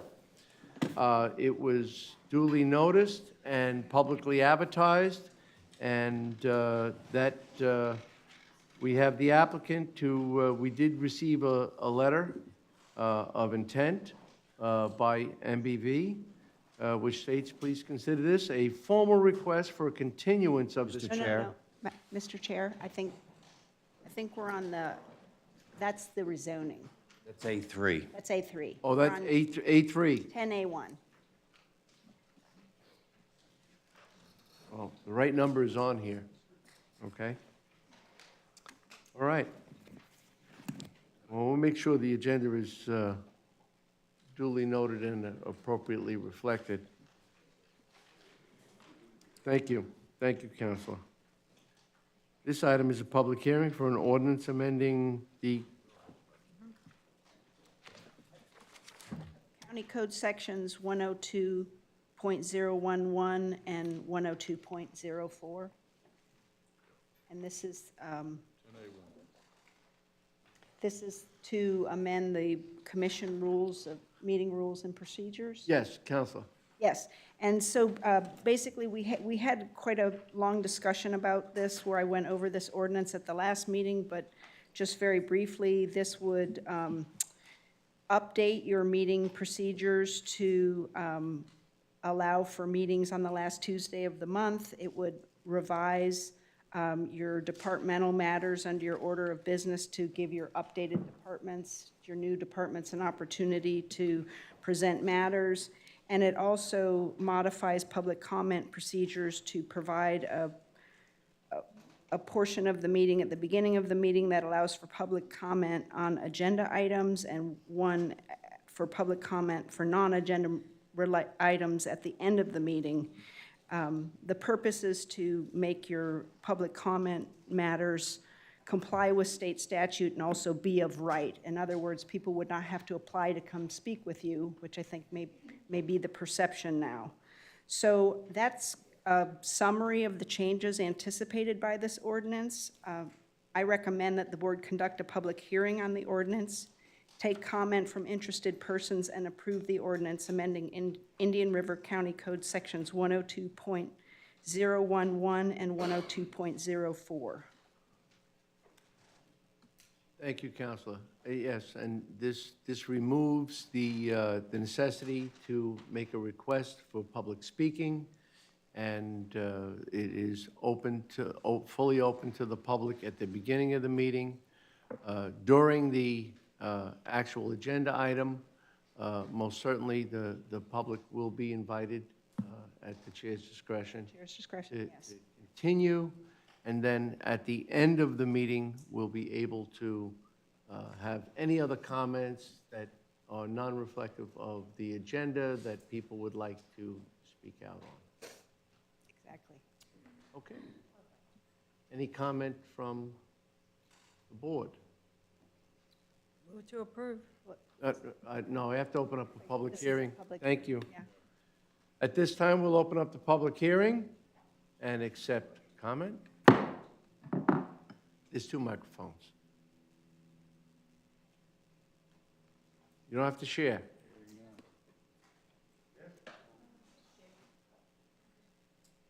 Having given ample opportunity for anyone to speak, we'll now close the public hearing. Chair, move. We have a motion by Vice Chair I'll second it. and seconded by Commissioner Morse. Any further discussion? All in favor? Opposed? Motion carried unanimously. Thank you. Next item is a public hearing amending and restating developers agreement between Providence Point, Vero Beach LLC, and Indian River County. And the appropriate staff report is attached. Good morning, Counselor. Good morning, Commissioners. Susan Prado, Deputy County Attorney for Indian River County. We have attached here a memorandum explaining and laying out the attached restated and amended developers agreement between Indian River County and Providence Point Vero Beach LLC for off-site traffic improvements and right-of-way dedication. This agreement originally came in front of the Board of County Commissioners back in 2014. Since then, the applicants and the owner of the property has approached the county and asked that the agreement be amended to reflect some of the items that the county actually went ahead and did and performed themselves, such as put up traffic lights and some of the road work that's been done across 58th Avenue. Staff has gone back and forth with the developer to make sure that we have included all of the items. And this is the result of the back and forth negotiation between county staff and the applicant, is the attached restated and amended developers agreement between the county and Providence Point. Today is the first of 2 public hearings that need to be held. So I'm not asking that the board accept this developers agreement today. That would be asked at the next public hearing on December 3rd. But because it's the first of 2 public hearings, this is the information I would ask that the board go ahead and, after this presentation, if you have any questions for me, and then open the public hearing for any comment from the public, close, and then have us come back on December the 3rd for the second public hearing. I know that the owner is here today. I think, oh, there they are. I'm sorry. I know they were out in the lobby. I think they're here now. If you do have questions for them as well, but I'm free for any questions if you have any.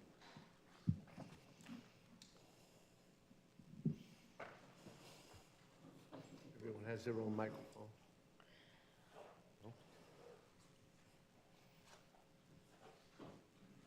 No questions from the board. Okay, thank you.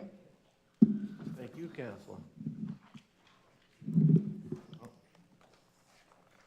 This time we can open up the public hearing. Oh, guys, somebody say something. No?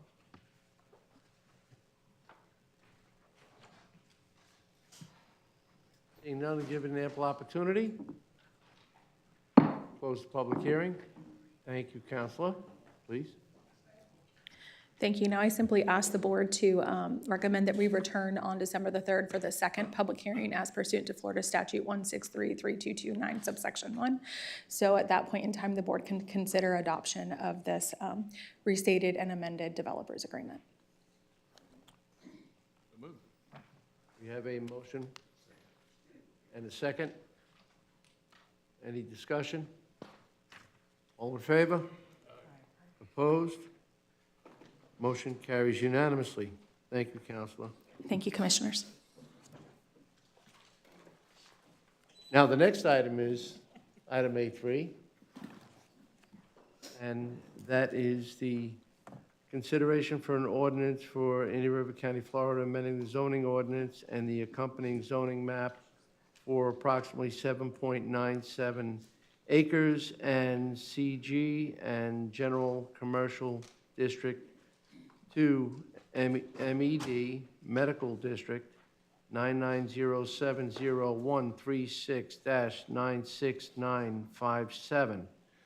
It is quasi-judicial in nature, and we will not be rolling out the quasi-judicial patternization as the applicant, MBV, has sent us correspondence saying, please consider this a formal request for a continuance of this matter from November 19th, 2024, the Board of County Commission, to January 14th, 2025 meeting. There were some unforeseen circumstances, and the applicant has requested this continuance, and we will go ahead and please the board. We will accept their request and file for a time certain, date certain for January 14th. You have any? Nope. You just there in case they have a question. Correct. Anybody have any questions on that? We'll submit the documentation to the clerk. And, well, do we have a motion to approve the continuance? We have a motion by Vice Chairman Law, seconded by Commissioner Adams. Any further discussion? So continued. All in favor? Opposed? Motion carried unanimously. Thank you. We have public discussion items. We have requests to speak from President Lance Lunsford, who has just had to depart to go to another meeting. If he returns back, we will afford him the opportunity to speak if he does before the conclusion of the meeting. The next item is a request to speak by Bill Rigby on federal and state funding procurement laws. Good morning, Mr. Rigby. Good morning. First of all, I'd like to congratulate the two commissioners for retaining their seats, and also like to congratulate you, Mr. Chairman, for them selecting you as chairman. This morning, before I began to speak, I would like to say this to the Madam Clerk. First of all, I would like to say that I'm here, first of all, on the application of the law. Secondly, I'm here under the U.S. Constitution 43, allowing me to speak and give my opinion without any interruption or retaliation.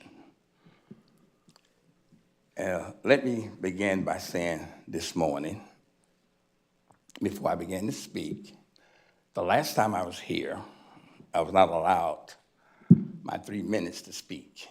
I was cut off and was stated that tired of me coming here with the same thing.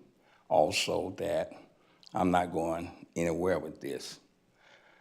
So I've decided, I prayed long, thought about it real hard, and prayed over it for quite some time about this.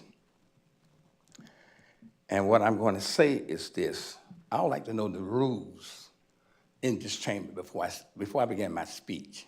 I would like to know the rules in the chamber.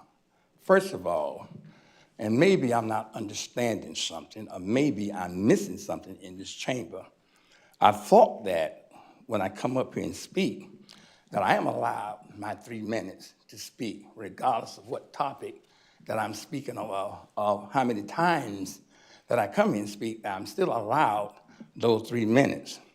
If there's a rule in this chamber that are not allowing me to speak my opinion or whatever, please tell me before I begin my speech.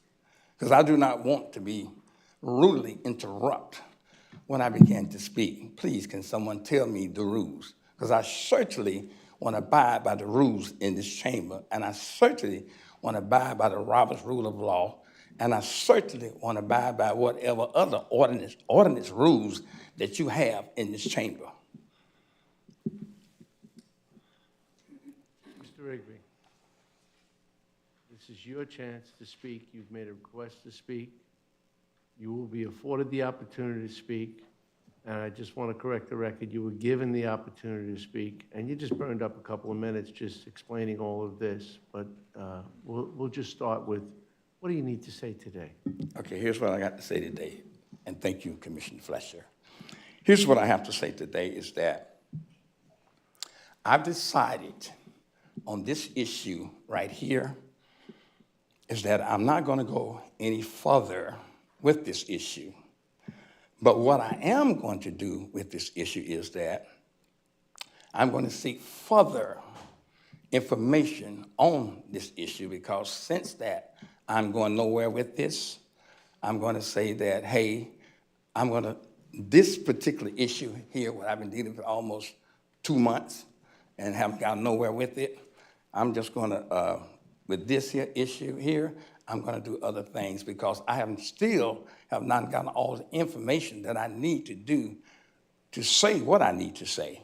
And since I have not gotten all the information on this issue right here, I'm going to leave it alone, and then I will come back later on with something else, because I see that I'm not getting anywhere with this issue. So since I'm not getting anywhere with this issue, and I'd rather move on to something else, but this issue here, I'm going to move on to some other things with it. Thanks for you allowing me to speak this morning, and I appreciate your time. Thank you. Mr. Rigby, Yes. have you made formal requests or informal requests in any way, shape, or form? Yes, sir. For information, and was it satisfied? Okay, I'm glad you said that, Commissioner I Fletcher. want to make sure that you're getting the Hold on. information you need, No, I do not.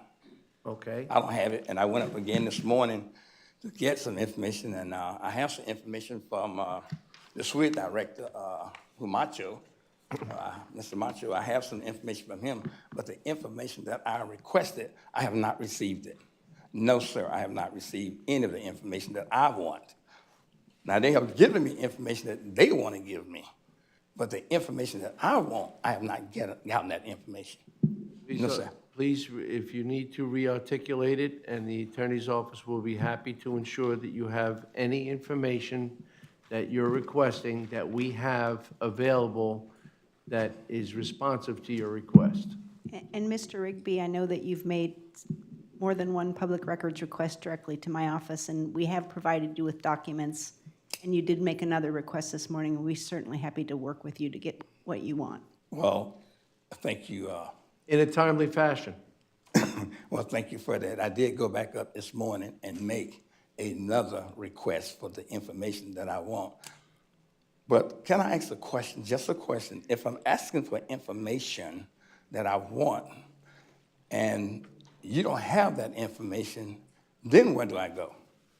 I'm asking for information that you don't have. We can only provide information that we have. We're responsible and legally bound to ensure that if there is information that's responsive in accordance with 119 of public information, if you make a request and that information is available, we're bound to deliver it to you.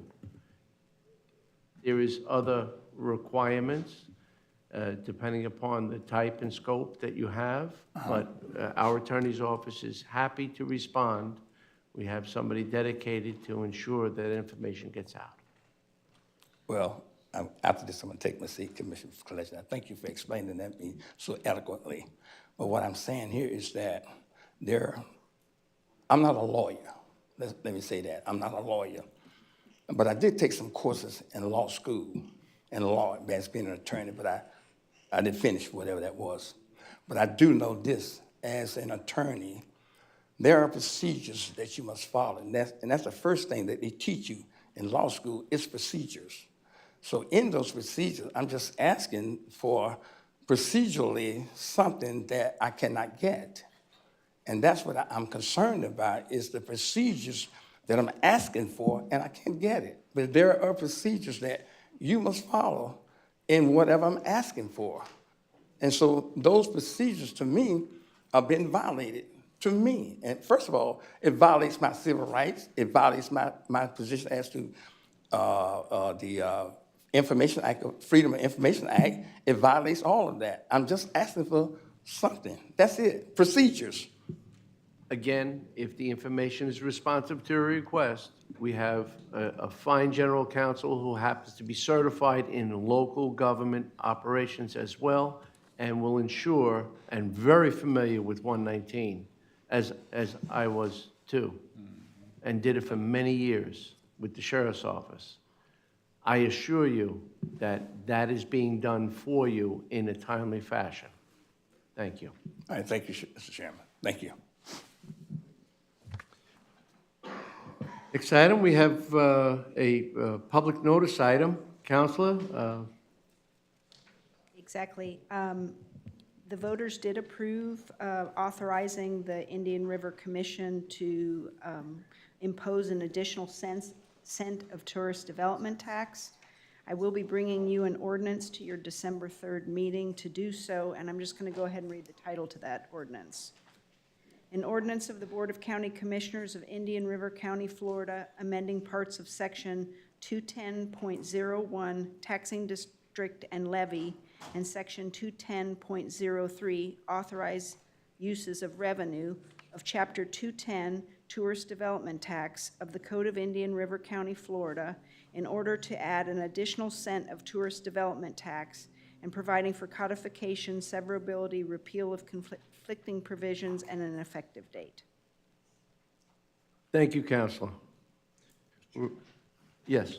If I may, I just want to say to all y'all in the previous board, thank you for your support in this. When I brought this to the board, we moved it on. We didn't do it in as timely as I like because we missed the legislation July 1st of last year vote, but the voters of Indian River County, resoundingly supported it 60 to 40%, and it'll allow us probably $1 million+ extra for tourist development money to go forward what we need it for, especially beach renourishment and things like that. So I just want to say thank you, everybody, again, and I look forward to moving forward and formally approving this in the next few meetings.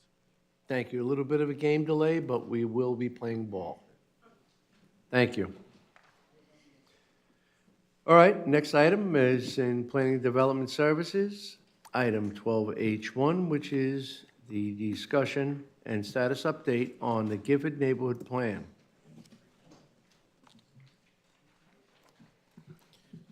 Good morning once again. Hello, once again. Good afternoon, Mr. Chair and County Commissioners. Chris Balter, Planning and Development Services Director. I do have a presentation. A Gifford Neighborhood Plan status update. On the plan in front of you, or on the PowerPoint in front of you, you will actually see the plan area that's described in the Gifford Neighborhood Plan. It's west, central, and east. A little bit of background on how we got here today. So in 1999, the Board of County Commissioners at the time created a task force to identify any issues that existed in Gifford along with concerns. In July 2000, the task force brought forth recommendations to the Board of County Commissioners. And at that time, the Board of County Commissioners moved forward to create a plan. The original Gifford Neighborhood Plan was presented on September 17th, 2002, and was approved. In May 2013, the Board of County Commission directed staff to take an analysis and evaluate the plan and what had been done thus far, and also to do an updated plan. So in 2014, staff presented a updated Gifford Neighborhood Plan to the board, and it was approved. This was all done in coordination with the Progressive Civic League of Gifford and also the Gifford residents. And for the 2014 update, it was a culmination of 11 public meetings. Numerous county staff and agencies were involved in that and developing the plan and implementing the action plan. There were 6 workshops and over 297 attendees with all of the written cards.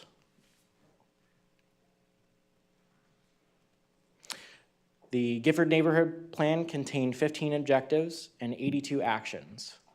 Each objective has specific action items. Each action item addresses the who, what, and when. Each action includes a due date.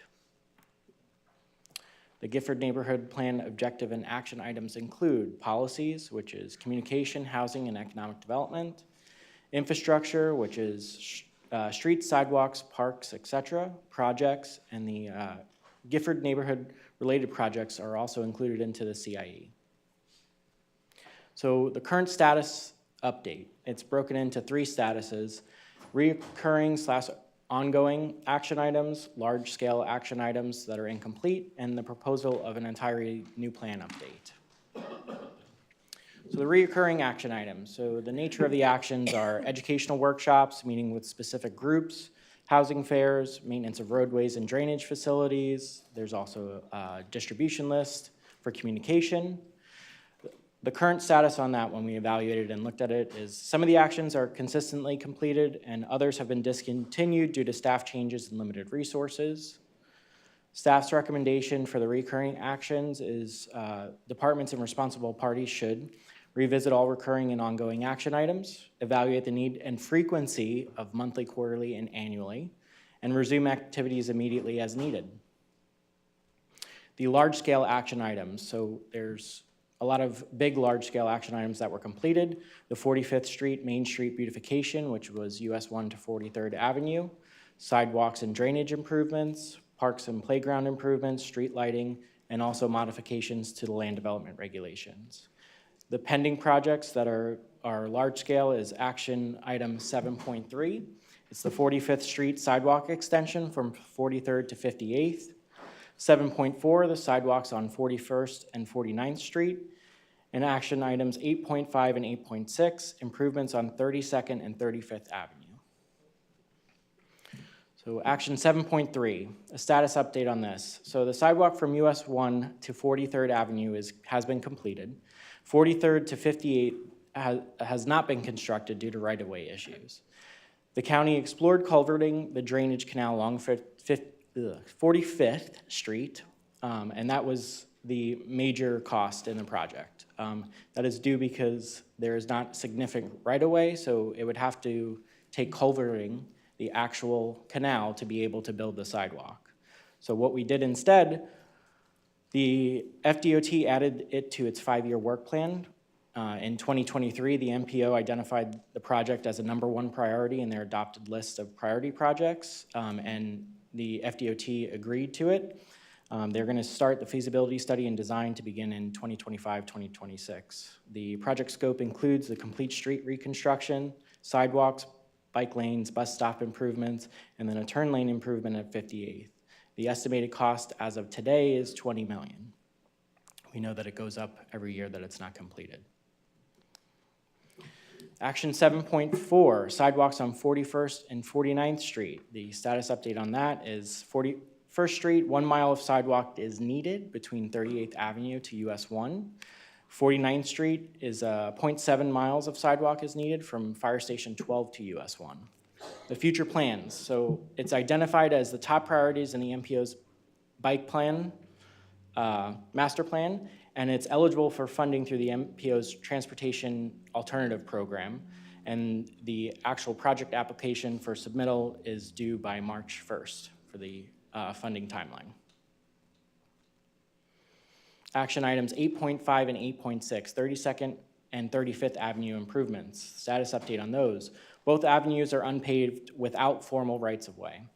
The actual roads cut across multiple private properties, and there is insufficient width for a standard right-of-way. So the next steps, staff and the Progressive League should coordinate with the property owners to gain right-of-way and explore alternative solutions for stabilized travelways. And the proposal for the new Gifford Neighborhood Plan update. So the rationale behind it is it's been over 10 years since the last update has been performed. It needs to align with the current community conditions and also the needs and priorities of the community. And the objectives are to incorporate all relevant, reoccurring, and large-scale action items that have not been completed, identify new action items throughout community engagement, and ensure that the plan is comprehensive and future-oriented. So the recommendations, staff recommends that the Board of County Commissioners consider the provided Gifford neighborhood plan status update and direct staff to proceed with the following initiatives. All reoccurring/ongoing action items shall be revisited by each respective department or responsible party. Shall revisit all recurring ongoing action items, evaluate the need and occurrence in timeframe, and immediately resume as needed. And staff, for the recommendation number 2, staff shall continue to work on completing the large-scale action items that have not yet been completed. And for 3, staff shall initiate the process for an updated Gifford neighborhood plan to ensure alignment with current community needs and priorities. The update will include item A, all remaining large-scale projects and reoccurring ongoing action items that require attention. B, new issues and goals identified throughout community engagement, ensuring the updated plan is comprehensive, implementable, and future-oriented. And C, collaborating with the Progressive Civic League of Gifford, residents, and other stakeholders to identify emerging needs and opportunities in the Gifford area.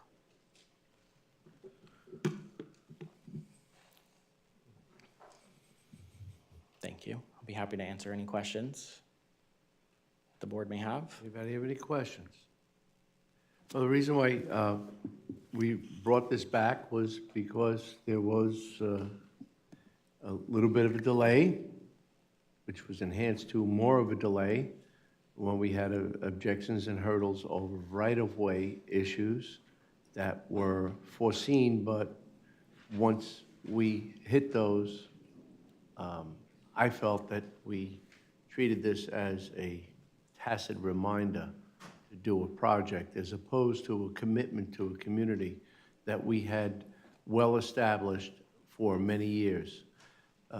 That was the concern. I believe you addressed that, but when you said, well, we're going to be revisiting is a soft word. What's the strength and the commitment to get the job done? That's my question. Sure.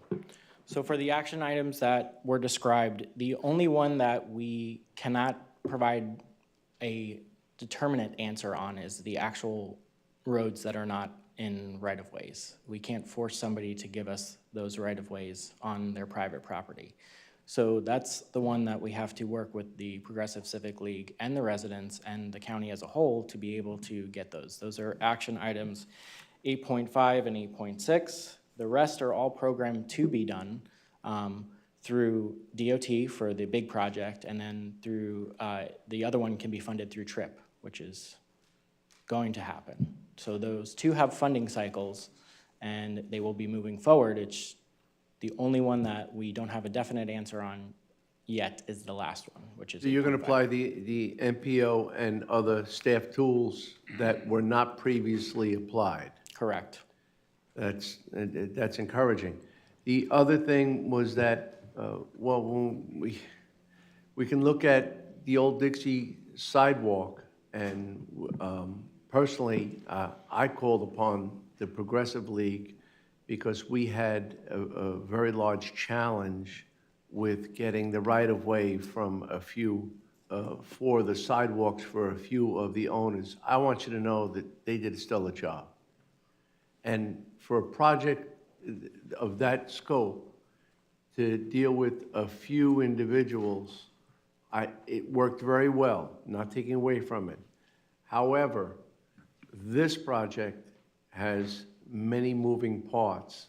We can be reliant upon, ask for the assistance of the Progressive League and their contacts and their communication, but I think we have to go beyond that only and complement it because it is quite a few parcel owners. Mm-hmm. And I think the original, the neighborhood plan, when it was rediscussed, we had said that, well, the Progressive League will take care of that. It's very nice to have the assistance, the support. It got the job done, most certainly, on Old Dixie, but I don't think we can be totally reliant upon their benevolent resources as well. I think we're going to have to do a little bit more with it than in the past. Of course. And that's why I actually put it into the recommendation that it would be staff and the Progressive Civic League working together to try to get the right-of-ways for the project. I mean, that's about as best as we can do. I mean, I can't force them to give us right-of-way, so. Just one other thing is, you mentioned that the one project has been projected at a $20 million impact. When it was first discussed, it was a $10 million project. So this is what delay, caution, and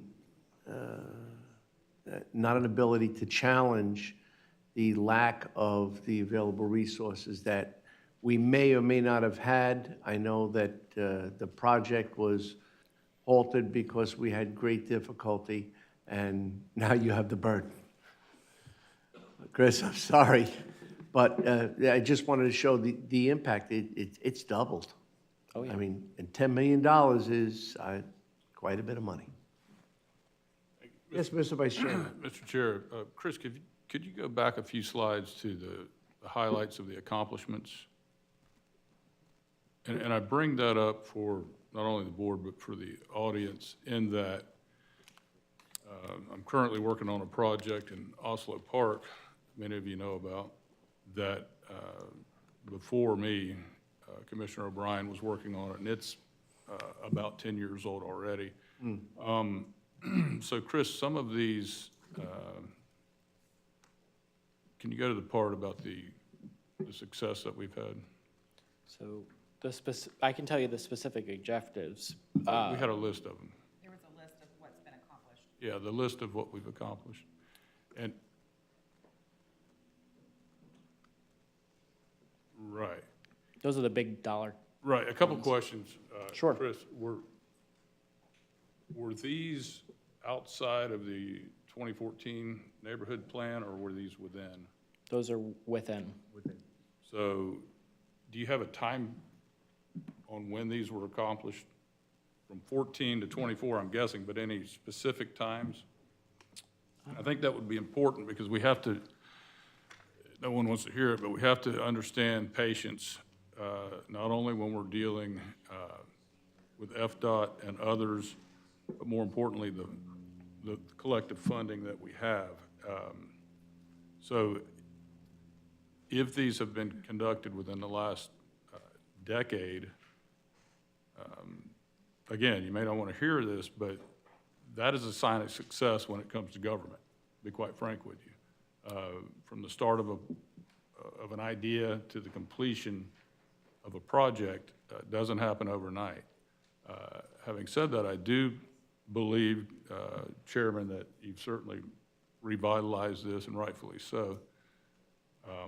And I do know, the friends with the Progressive League, that we can work together and move forward again on this. And we'll take a snapshot of November 19th, 2024, and I have all the hope and the faith in the world on this project. But just to illustrate that these are significant things that have happened in a decade, and not as fast as we would like them, but I have confidence that with Chris and his new role and the relationship with the Civic League, that we can accomplish these. Now, 8.5 and 8.6, keep in mind that when we start talking about those improvements, Mr. Chair, you've got private property, you've got that in and of itself, 18 months, in and of itself, if our property owners agree. So having said that, I think that although there's frustration, we have made some progress versus none at all. So that's all I have for now, Mr. Chair. And agreed, progress has been made. I'm just saying that some of the hurdles became brick walls. Correct. And at that point, it sounds like Chris is going to start taking the mortar out of those bricks and being able to see through this mission. It's going to be a little more costly, and we'll have to be reliant upon our relationship. We did get some things done. As a matter of fact, one of the delays where we now are dealing with, in a very appealing manner with FDOT is, through the MPO, we were able to get an enhanced project and benefits that we would not have been able to provide with the original direction. So that delay is actually well embraced. And I'm going to ask our members of our Progressive League to comment on that too. And also, Mr. Chair, when you are able to move a project up the list of recency to bring it up Yeah. next, that's huge, because we've got people all over the county wanting their particular projects moved up the list. And Absolutely. we've been successful with that, so that's also a success. I just wanted to answer Commissioner Lohr's question as well. The actual 45th beautification was completed in 2019.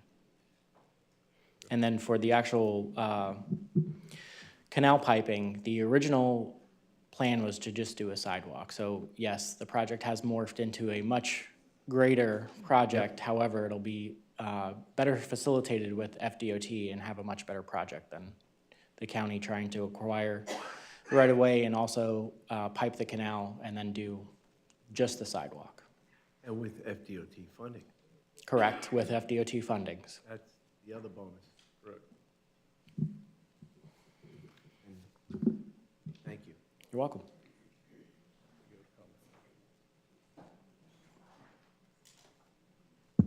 Yes.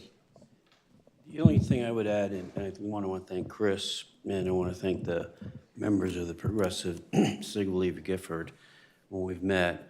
And as I reviewed the plan, the one thing that I would say is very detailed, a lot of items, but the one thing, in hindsight's 2020, is the one thing that was never identified is the path forward in terms of funding.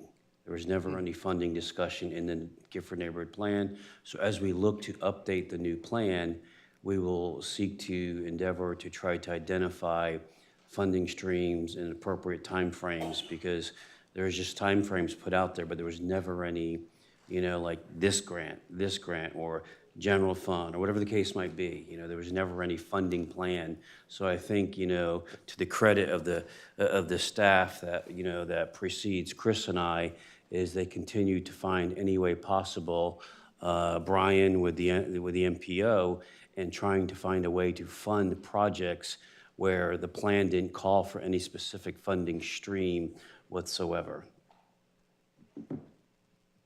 Thank you. Any other further comments from the board?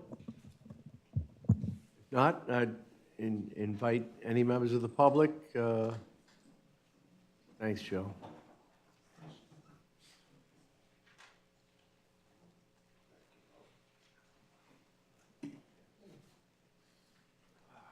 Good morning. My name is Joel Outlet. I live at 4570 57th Avenue, Gifford, Florida. And I'm going to start out, first of all, after the last meeting, I received a correspondence from John. And on that correspondence, he stated, pursuant to the board's direction to bring back an update concerning the Gifford Neighborhood Plan, I'm hoping we can meet to discuss the implementation of the plan, outstanding projects, and how to move forward. By this email, I am requesting Tina to schedule an appointment with each of you, Nancy Bunt, Chris Balter, and myself. I'm saying that to say this, not really to bash him, but this is what we've been hearing for the 10 years. We constantly was told this, we were told that, but it never occurred. So we don't have any confidence when it comes to statements that the county give us, because it never comes out to be actually what is stated. And I wasn't surprised that that did not happen, but I want to make sure I let it be known and let it be known that we were looking forward to it, but it never happened. But that's typical. The responses that we get when we discuss whatever we discuss, we can never get we can never get the follow through. Mr. Idle, what was the date of that email? He sent it to each one of you too. It's September the 10th. He CC'd it to each one of you by this. Thank you. But I never did. But we never did receive any type of invitation to do those things. Mr. Adelet, I want you to know that during that time, I spoke with you at least 3 times to check and see where it was at. Yeah. And I spoke to the county administrator 3 times as well during that time. But it was more than... And requested it. It was more than just to make the point that it's normal for us. It's normal. And it shouldn't be. But and it won't be. So, and the next thing I wanted to talk about, we talk about, over those years, we've been given a lot of different excuses for, like I made a comment one time about, if you help to pass the optional sales tax, we're going to get it done. Back to what I said, those things didn't happen. But anyway, excuses, I got 2 excuses that I want to talk about. The first one is too expensive, and you all mentioned it, Chris mentioned about the $20 million as opposed to the $10 million. We know all projects are expensive, so don't give us the excuse that it's expensive. All projects are expensive. The county procrastinated, and the prices changed. And it says it won't be the same. It won't be the same price long, and we all know that if you procrastinate, and like we said, the 10 million as opposed to the 20 million. The county procrastinated, and the price went from 10 million to now 20 million. But don't give us the excuse because it's the county fault. We should have done it when they were supposed to do it. The next thing I want to make a comment on the excuse was downturn in the economy. But there has never been a downturn in our tax bills over those years. We constantly invested our money into the tax coffers. So even though there was a that was an excuse, but our tax bills continued to come during those years. So, and I want to mention, I'm going to go into, we talked a little bit about finances. I got 2 documents here. One is capital improvement element. It talks about the comprehensive plan, and I went on the Inner County website, and it says Gifford Neighborhood Plan Schedule of Capital Improvements. We were talking about money, and up under the even though we know that the FDOT is going to be taking care of the 7.3, but 7.3 up under the capital improvement element. I mentioned before, there was $14,400,000 in the states that come from optional sales tax.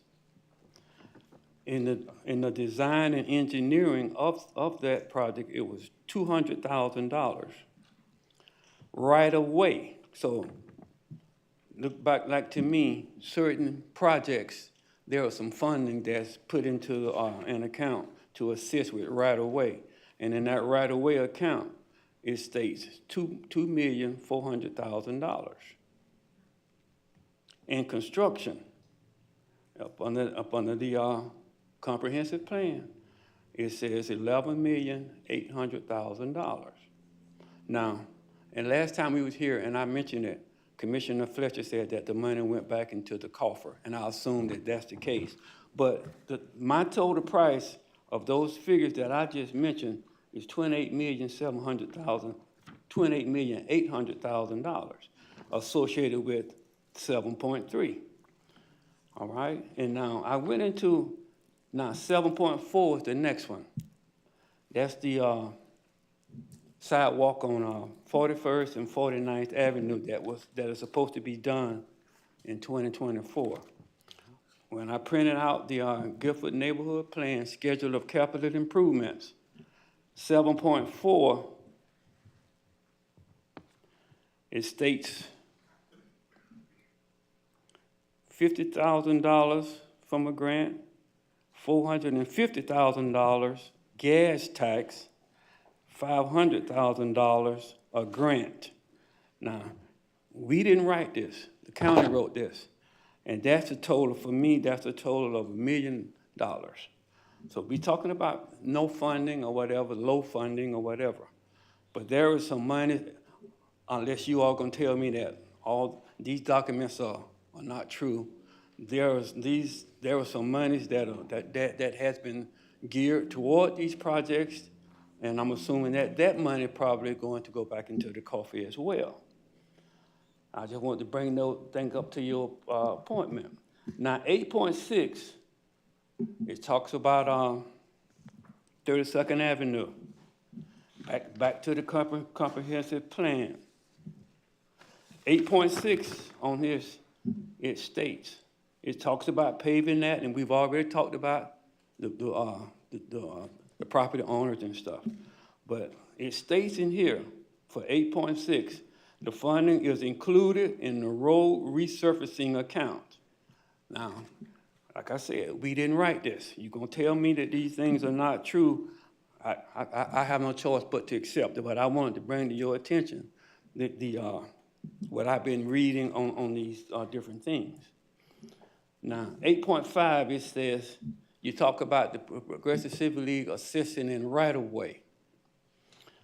We talked about this. Yes, we assisted with right-of-way issues previously, but we don't think that the PCL should be involved with right-of-way issues. Because first of all, I may not know, or we may not know the person who owns the property. And the second reason is, this is a business decision for those people. So, and the county does right-of-way issues all the time. So this is what the county does. So we think we're being put in a bad position when we are asked to go and ask somebody to give up their front. I don't have any problem with my front, but some people may have a problem, and I'm sure they're not the person to discuss it with the person, and they're going to agree, okay, Joe, they may not even know me. So I want to make that a point too. And I'm going to finish up right here. It appears there is an effort to stall the process of the original agreement by beginning all over. The original plan speaks for itself and the needs of the community, and we are determined to continue our efforts in this area. We have been discussing the Gifford neighborhood plan over 10 plus years. And from this day forward, we are about implementation and notification. If you start a new plan, for us, like I said, we tired of discussing, being told one thing, and it never occurs. If it gets to the point and you agree for the new plan, we need the plan to be factual, timely, and notified of each and everything that's going to be done and being done in a timely manner. Because we've gone through this for 10 plus years and a bunch of talking, but now we're about action. Thank you, Chair.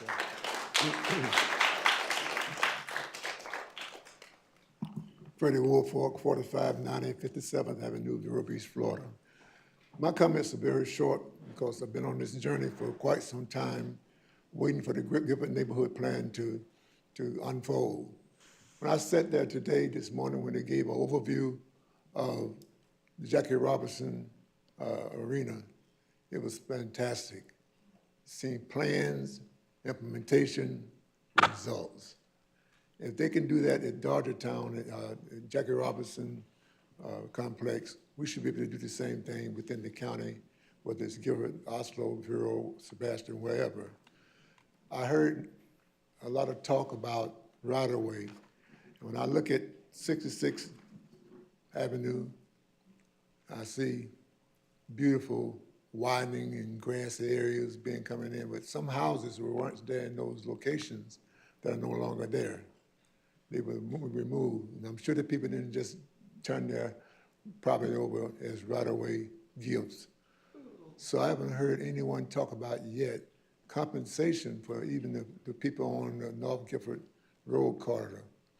If they had some compensation, they may be more apt to want to give up of their property. So I don't know whether there's monies to take care of compensating them or not. But those two instances, Dodgertown improvements, financial improvements, but never hear anything about financial compensation on 45th Street. Finally, I just want to see the progress move further. We've been stalemate for 10 years. I know you see documentation to show some improvements have been accomplished, but there's one that keeps serving as a thorn in our side is that 45th Street improvement to give sidewalks and widening of that street. That's a dangerous corridor. It's dangerous. And right now, our population is getting older and older, so they're not driving as much. They're either riding their bicycles or either walking, but they can't do that on 45th Street because it's so narrow, even the children on the sidewalk area, well, not the sidewalk area, on the side, are walking in the street itself. So I'm giving you an overview of things that you've probably already seen for yourself. And I'm asking you to please put into action that plan so it can be called the past Gifford neighborhood plan and not the present plan. We can do it. We're here to assist where we can, but the Progressive Civic League is not equipped to be a surveying company where they go out and get right away for any project. So we ask that we get, like they said in one commercial, let's get her done. And that's all I'm asking them to do. With fairness, let's get her done. Thank you.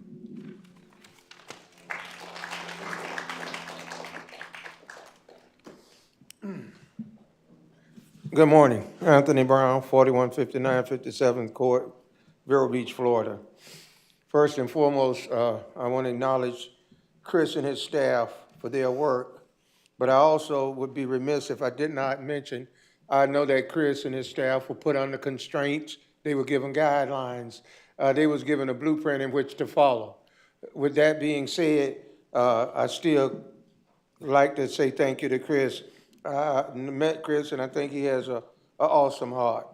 There's a misinformation, first of all. It was brought 2014, 10 years. No, 22 years. 22 years. In 2013, at a Progressive Civic League meeting, we had a blow-up because we were frustrated, we were angry, we were sad, we were mad, because the Gifford neighborhood plan was going nowhere. That's when we got involved, and we went to the planning department, and the planning department was asked, where's the Gifford neighborhood plan? We're told, it's on the shelf. What do you mean by that? The planner turned around, pointed, and said, I said it's on the shelf. Why should we do it when they don't know what they want?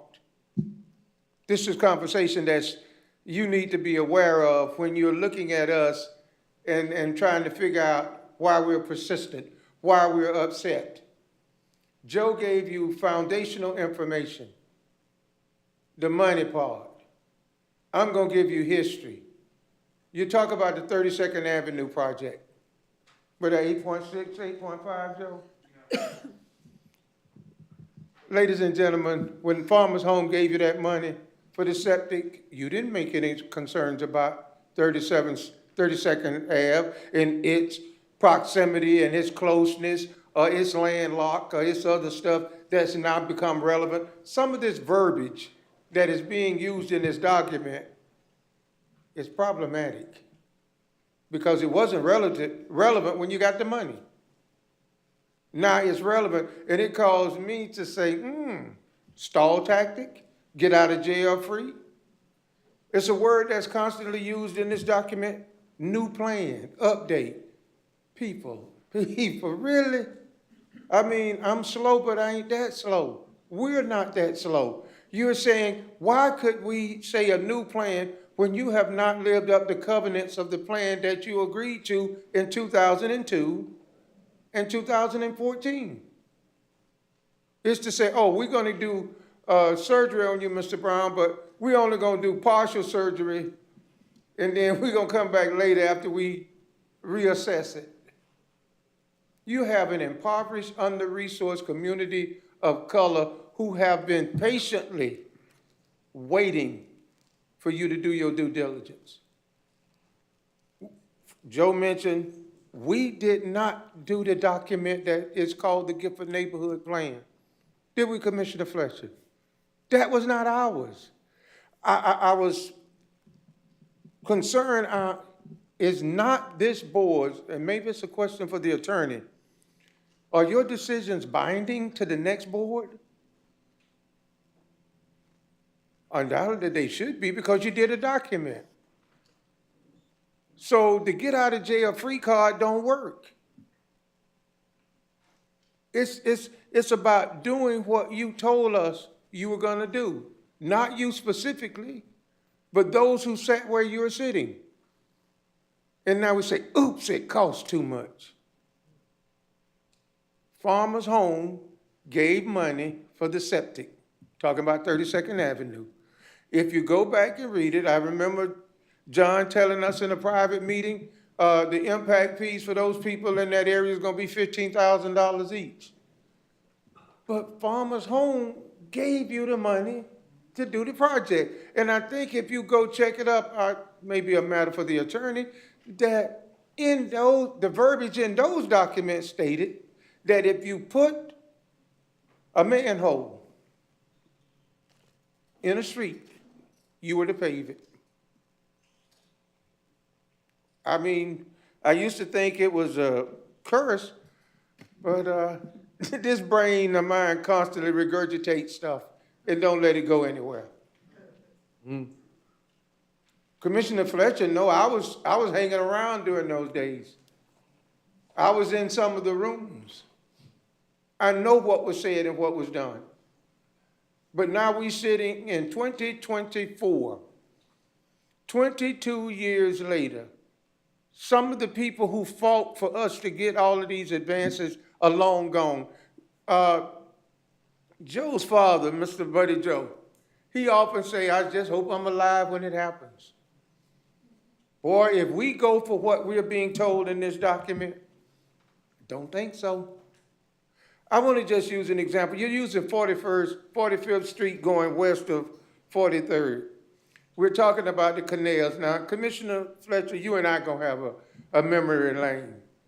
It was going to be done when the concrete plant was going to be built in Gifford. Oh, yeah. Somebody pull up the documents. The concrete plant that said they would do the infrastructure. Hallelujah. I was in school that day and I paid attention. But it was a concrete plant was being put in an impoverished community where one person signed the document to do it. So when the concrete plant, so did the infrastructure. But if you logistically look at it, on the north side of 45th, west of 43rd, there's a drainage culvert. I'm just saying, you know, I went to school a couple of days and I took some architectural drafting. If you covered and put drainage pipes in that culvert and slid things over a little, well, you could have an awesome sidewalk. But we're saying we're going to give it a DOT. I look at the Gifford Neighborhood Plan and I look at 38th on 41st, 38th to US 1. As Freddie was saying, a dangerous piece of highway. A dangerous piece of highway. But I asked the question, and only Commissioner Fletcher could answer, why when we did all that other work, we stopped at 38th? Rhetorical, you know, I ain't, just saying it out. So everybody can understand, we're not slow. We were paying attention that all of a sudden, but then again, I think maybe it was the new sheriff's building being built. Maybe it was that goal line and the emergency operations center. Maybe it was utilities being built. Maybe it was, because I remember standing on the corner of 45th and 43rd talking to a news reporter from the Miami Herald. Mr. Brown, aren't you excited about the Gifford Road improvements? I said, no. She said, what you mean? I was standing facing the west.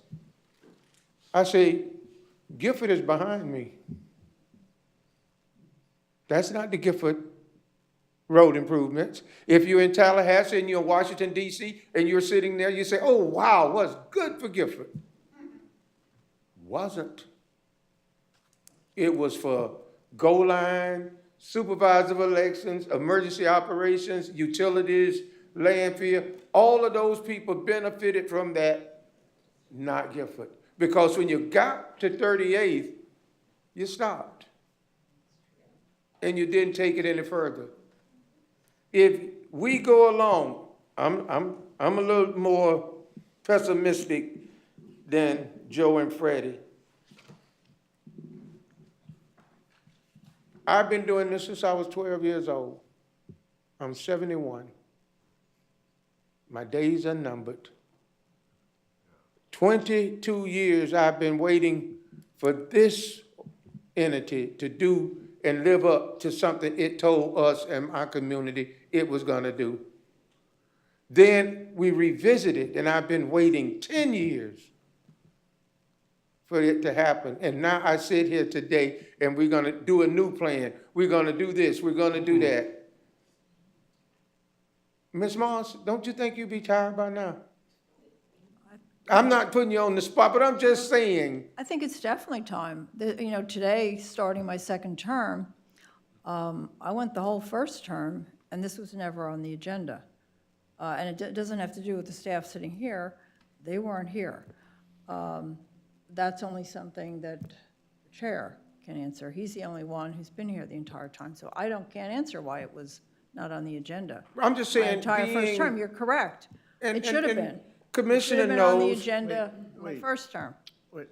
And then we might be farther along at this point, and then you wouldn't have, a $10 million project going to a $20 million project. All your points are very well taken. Well, what I'm saying is not to put. Thank you very much. It's not that it wasn't on the agenda. It was in the hands of staff. Yes. The administration. Well, it should have been on And the it was in agenda. hands of. It should have been on the agenda. It should have been. No, it should not have. Thank you very much. It was in the hands of the project coordinator. It was in the hands of the public works director. It was in the hands of the county administrator at the time, and it was stalled. But it was stalled because of many reasons that were brought up, some justified, some not. But I think the biggest one is that it was held back once we hit a stumbling block. The two major issues were held back when we hit a stumbling block about right-of-way, and they said, well, it's up to the Progressive League to find the right-of-way, which I don't agree with, okay? Yep. But putting it on the agenda has nothing to do with getting the job done. The job disagree. was in the hands of the team. If I could interject, Ms. Moss, I was there. I'm not going to put it on the agenda. See, No. I use the analogy of the tortoise and the giraffe. The giraffe see the clean, pristine upper view. Yep. The tortoise see the nasty, filthy under view. We were the tortoise. We were we saw what was going on. We had, and most of you know he was my hero. We had Bob Solari, and we had Peter O'Brien. When you brought it to him and it was real, he was going to fight for you. We got to call it like it. It was not necessarily, but if Commissioner Lloyd passes down something to be done on another level, It ain't his fault if it don't get done, because there can be obstructionists all through the process. There were obstructionists.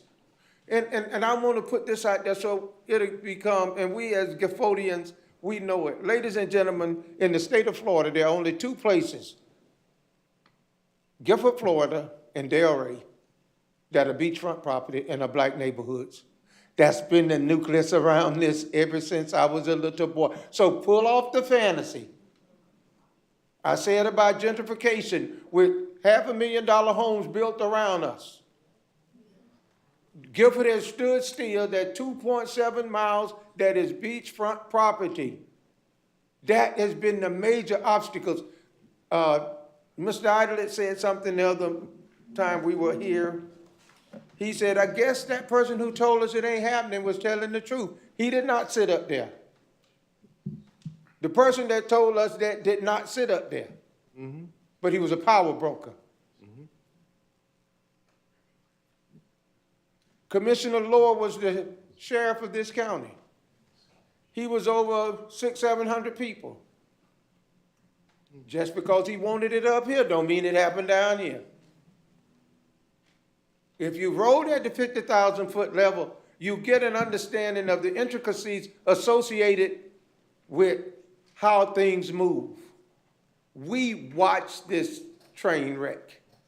And now here we are, November 19th, 2024, and we're having the same conversation about implementation, having meetings. We can do this, we can do this. I'm tired. I don't want no more meetings. I wanted to come in here today. I wanted to get that document that said effective January the 1st. We're going to do this, this, or this. Effective January the 1st, we're not going to hold the Progressive Civic League accountable for getting any right-of-ways. We're going to go out there and do our due diligence and do what we should have done 10 years ago. We know that with DOT, they got to do surveys, they got to do this, they got to do that. 41st, I'll be dead and gone. I mean, let's keep it real. All of this is to say stall tactics. We're going to patronize, and I don't really like that word, until this go away, but we're not going away. I'm proud of the people that showed up. And I'm proud of the listening audience, because now they understand we're not making something out of nothing. This is real to us. This has been going on. It hasn't happened. And from what I'm hearing with what was presented, once again, I'm not Buck Frank. It's not on Chris. Chris was given instructions to do what Chris did. I'm saying from that group of people up there, somebody got to crack the whip. Thank you for these few times, but ladies and gentlemen, I'm tired of waiting. And we may have to seek alternatives, but we as a community are tired of waiting. Thank you for your time. Thank you. Anyone else? Nobody wants to, you want to follow Tony? Irvin Cartwright, 4275 31st Avenue. What Tony Brown said just then, I would say like he said Chris was given orders to do such and such things. Chris seemed like a young fellow to me. I don't know how old he is, nothing. But at the same time, Chris needs to fight back against his orders, because he's not there to accept the recommendation of what you all say. He's supposed to be here for the Gifford community. So he's supposed to come into Gifford and get the orders and go back and fight you all. And just like what Tony Brown said before, y'all up here on the panel, Ms. Moss said that this is her second term, and Peter O'Brien, Wesley Davis, and all of them was up there. They started something. You all come in and say, it was this person, that person, that person. if you took the job, you took on the responsibility of continuing what they had started. I mean, they're talking about Gifford. At the same time, the same mess is going on in Wabasso. The riverfront property, the oceanfront property and all this stuff right here. We was told plenty of lies back in 2002 about the road. When he said that 66 looked like this. When I first come from Texas, I come back here. Y'all said the #1 project in the county was Oslo Road. #2 project in the county was 510, from 66 to 512. I said some things. Wesley Davis and all of them. I think Fran Adams was the chairlady at the time. They said that there was no way they'll do this and do that. Then DOT told us, we'll start a project from 58 going west. All of a sudden, when your DOT got their final approval and all that mess, okay, we're gonna start the project from 512 and go east. I mean, these are the lies that we've been getting. I mean, whatever happened to all the money that, Obama was in office, Trump was in office, Biden was in office, now Trump about to go in office again. All the infrastructure money and stuff, where's it going? Is it coming to Florida? Or is it going in other places? Because dirt ain't coming in your River County. Because like they say, this whole county is at a standstill to me. Y'all mentioned drainage several times, y'all meeting up here tonight. When that hurricane come through here, every damn drain field was full. People's houses was flooded. Somebody should have been fired, because sitting at your desk, waiting to see project, if you're an engineer in the drainage, you could ride by and see what will happen in the future when we get another rainstorm like that. There's no equipment working. Other day I saw something digging up a little dirt here, a little dirt there. Listen, that ain't gonna stop the next big hurricane coming to stop it from flooding. People's houses flooded, people's yards flooded. That's all I got to say. Thank you.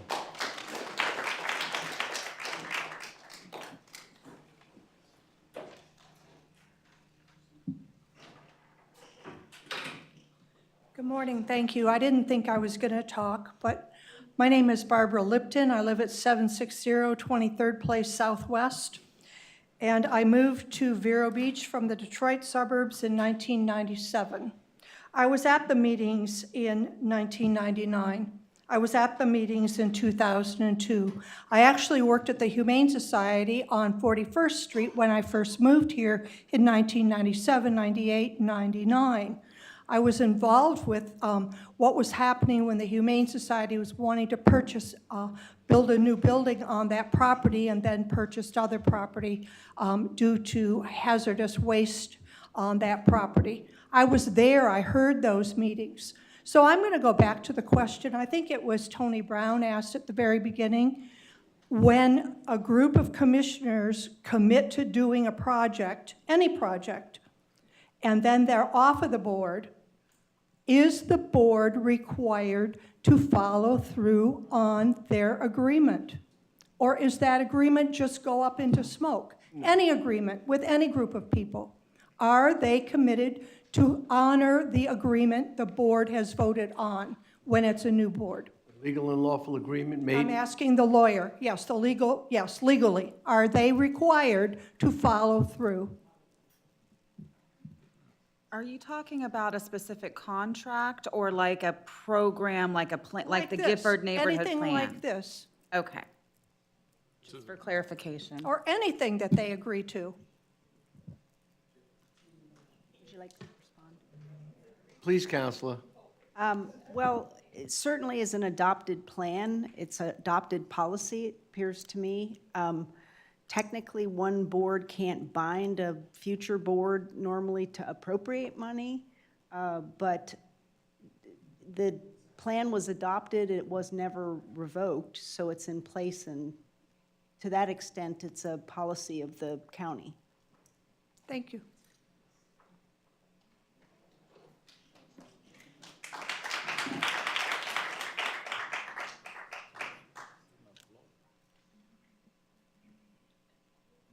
Anyone else? Thank you for the last comment. That's why we're here. Because this was set aside. This was set aside with not this staff, the previous staff. And it was, then became buried. It was like a subcutaneous cyst. That's what it was looking like. Something had happened. It wasn't viewed at as a commitment, an agreement, an understanding, a directive. It was looked at as something we talked about. We can't accomplish it. And that's how we opened this. There were hurdles. I do have faith and confidence that Chris is going to, as I said earlier, pull away the mortar and lower the bricks and get over the wall. I would like to know more on how we're going to accomplish that and what direction. So we're going to bring this back again, okay? And we're going to have more discussion, continued discussion, because the last go-around, and I wasn't here in 2002, but I was here for the 2014, and I remember the commitment very clearly. And I feel when we make a commitment, we honor the commitment. And I'll say something else. Commissioner, the former Commissioner Adams, Fran Adams, made a commitment, and she had retired, and 4 years had lapsed, and the discussion was brought up. And I emphatically said that if Commissioner Fran Adams made that commitment, then we have to honor it. So I don't know if you got the answer you wanted to get there. Was this a legal contract that was funded? No. It's a commitment. And you have to have the faith that we're going to honor the commitment. The fact that we have not had public hearings and public meetings on a continual basis on this journey is irrelevant. What is more important is that staff is moving in that direction. And when they come into an area where they can't comply or move forward, we need to be made aware of it. It's called communication. We need direct communication, which we will have enhanced. I know you saw some changes today and some not changes, but I assure you, if we don't have the communication, you will see more changes, clearly. I'm committed to you. It's going to happen. We brought this up. We've had conversation with many members of the community, some members of the community, inclusive of the NAACP and the Progressive League, have come to this meeting and spoke to this board. This is what we're doing. We're responding. And we're going to respond, and you are going to see a result because it's coming back. And we're going to have a little performance appraisal of the progress. So there'll be no more ambiguity, no more delay game, or let's put it on the shelf. Let's just put another stack of bricks on the wall to make the wall. We're taking down the wall, and we're going to get the job done. Right, Chris? Little modicum of... Yes, Commissioner. The only thing that I asked from the Gifford community, as well as the Progressive Civic League, is to understand, I understand that the past has shaped the perception for today. But the only thing that I can focus on is the future. So I would ask that they don't define what has happened in the past for this future of us moving forward. I look forward to working on the project. Obviously, I'm very committed to it. I've been very committed to it since I started here 3 years ago. I look forward to it, and that's what I have to say. One other thing that was discussed, when we said we are going to, we're restarting this, we're not starting at ground zero. We're starting somewhere? Correct.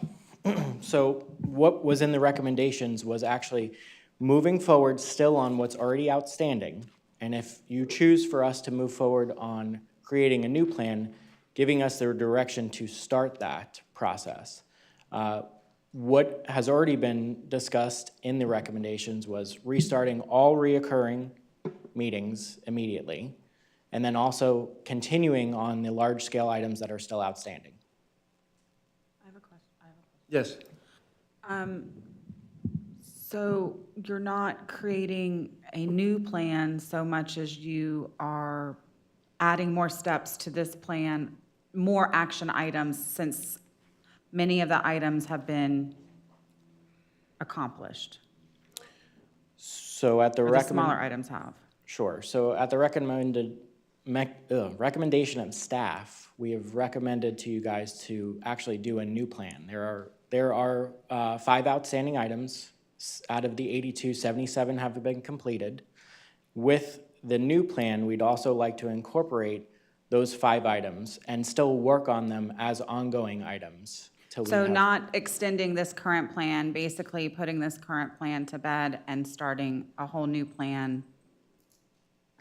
There seems to be some concern about a new plan versus extended plan, and I just want to make sure we're using the right wording. So I want to. Well, we got to get the job done. Right. Okay, so we have to look at the commitment that was delayed, and then put to bed. It's got to be not only woken up, we got to go through breakfast, lunch, and dinner and get a full meal here and get the job done. So my perception is, you want to add anything else to the Gifford neighborhood plan? You want to have, we could have meetings and we could do the charrette again.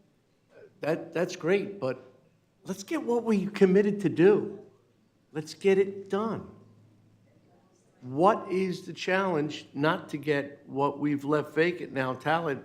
There were commitments that were in 2021 that were not done, that were delayed to 2024, that are not being done. Which one of those action items? Let's move them done. What are the 2 action items that have to be done that are grossly delayed? So the 2 action items that were in the PowerPoint are currently programmed. One's programmed by FDOT, so that will be completed through their process. It's funded for their design in 2025-26. The other one is through for grant funding for the TRIP, for the MPO's TRIP program. So those 2 things are in the works to be done? In the works, correct. And the last items are the actual road right-of-way for 32nd, 35th? Yep. So I guess my whole question is that is going to end up being, what is the plan to get the right-of-ways? The plan is similar to, are we asking people to donate the right-of-ways? Because I think the commissioners need to be clear that half of the reason this hasn't happened is because the commission hasn't wanted to prioritize funding in this area. So are we asking them to donate the property? And is that why we're having the Progressive Civic League help us, so we, like similar to what we did with the beach projects? Or is the commission being asked to put money towards right-of-way acquisition? As the previous plan, it was done as donation, so it's up to you all if you'd like to allocate funding for actual right-of-way. Okay. I just think we need to be clear, because there's 4 outstanding items. 2 are in the works to be done, but the other 2 involve right-of-way. So that's really not going to move forward. We can go out and ask and see what happens, but I think that's what we've been doing for the past 10 years. And if not, we are right back here, and it's a board decision on how it moves forward. One of the things that was the big delay was that the county does not pay for right-of-way for sidewalk, the county pays for right-of-way for roadway expansion. And that got hung up, and that's why those two got stalled too. Also, two of the property owners on the property, on that roadway, said they do not want it enhanced because they did not want increased traffic. They did not want this to be considered a pass-through. We spoke with them. They do not want to have it done. The fact that an individual does not want it done means that it doesn't die.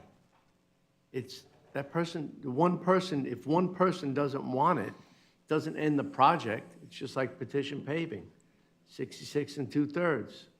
Everybody else has to participate. It's the same thing. That should have been done.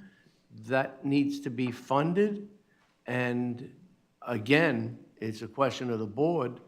We don't fund for sidewalks, but we fund for asphalt, for roadways. So We have never funded for a sidewalk project. I have a question, because you're more aware of this area and this program than I am. The two roads that haven't been paved, those are solely paving the roads, though? Those don't include sidewalks?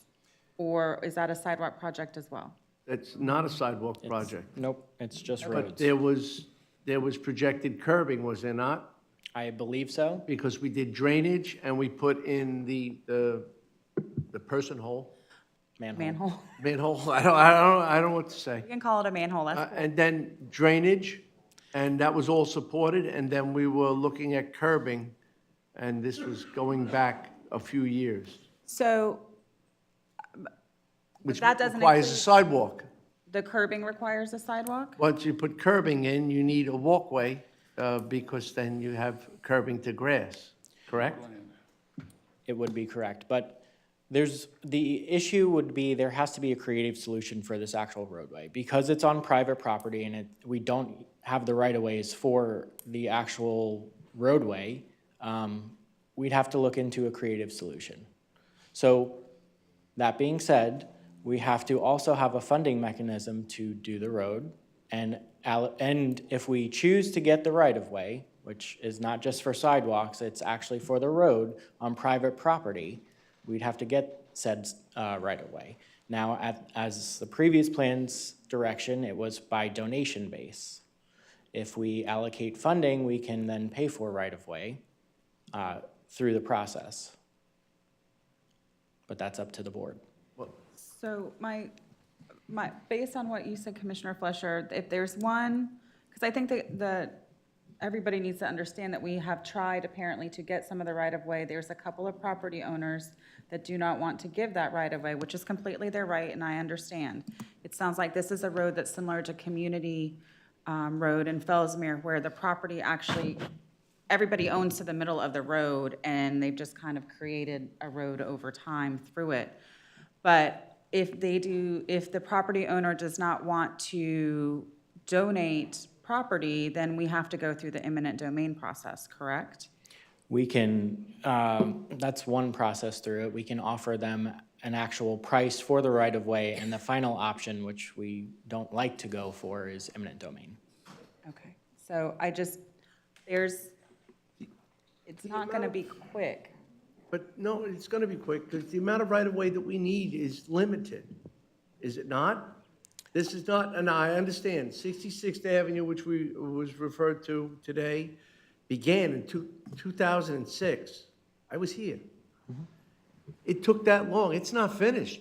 Obviously, if you see the mounds, it's far more north now, but we paid for that right-of-way, and it was painful. Some people did volunteer their right-of-way in exchange for other things, ponding sites or whatever.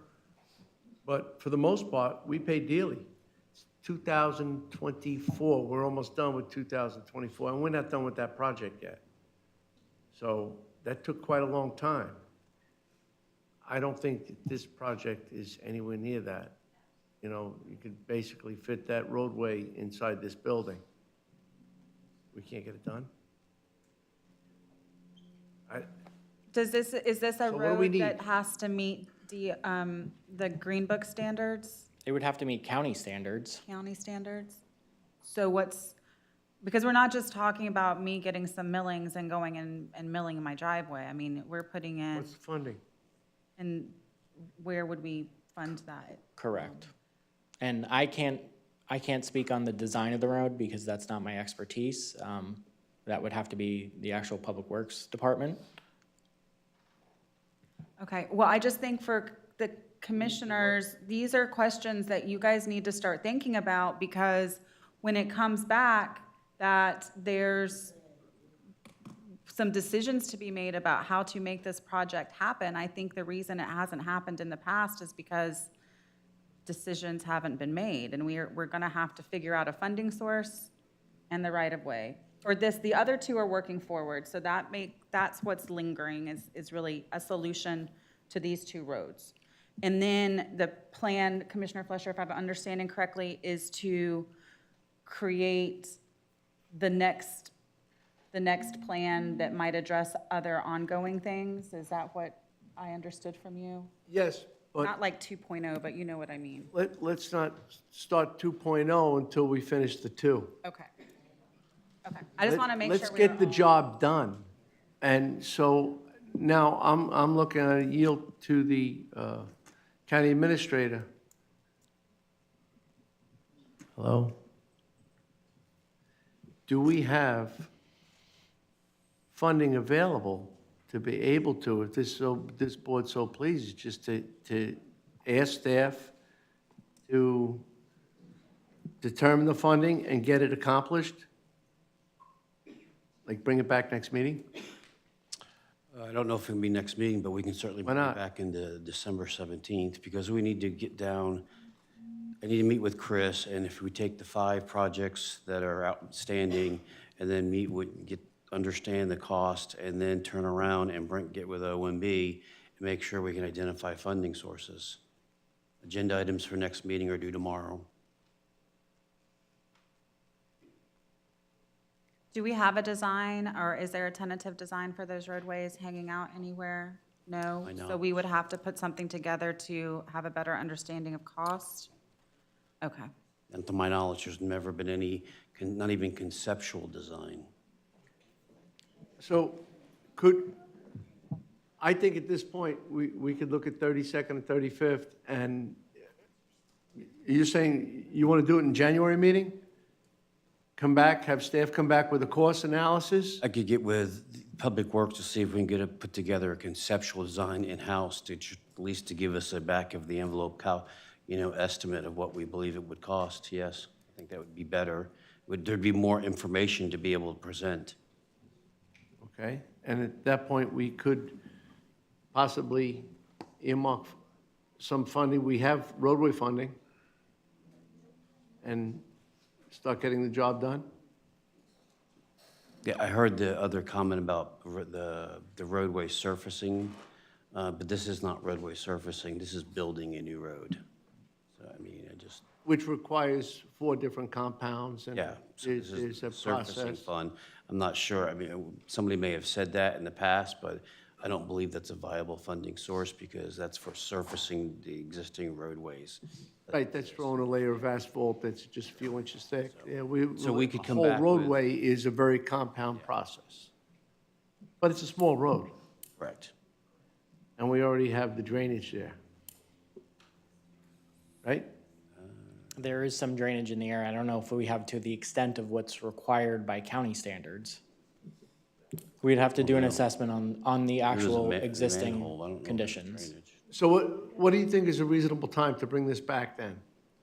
I think we could, maybe Adi could come up here and tell us if his staff can conceptually put together at least a back of the envelope calculation, so we would have some idea of what the potential costs are for, as it relates to 32nd Avenue between north of 43rd and 35th Avenue north of 45th. Because unless this is a ruse, we have things on the books on these 2 projects. We should have, unless it was totally ignored and the brick wall got too high and it was just shelved prior to your arrival, Adi. But if it was just shelved, then that's almost an unreasonable expectation. But if it was looked at and we got to that point where we can't do it, there's got to be something on the books for design already, no? Good afternoon, Commissioners. Adi Javed, the new Public Works Director for the county.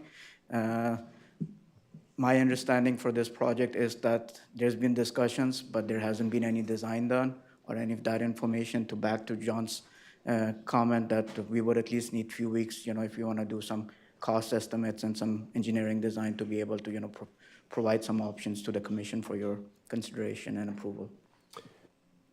So what would be a reasonable time? I would say at least give me a month with the staff, especially, we're going into holidays, Thanksgiving and Christmas, to be able to come back and give you the information. We can certainly expedite that, but we would definitely need some information. I may have to send my surveyors out there to, exactly stake the limits and to be able to design something. We can look at multiple different options, something that can be quick and dirty, and some option could be where we're looking also maybe into putting a sidewalk and a drainage. That might be a little bit more elaborate, but if it's just paving, that could be, something more simple and can be done quickly.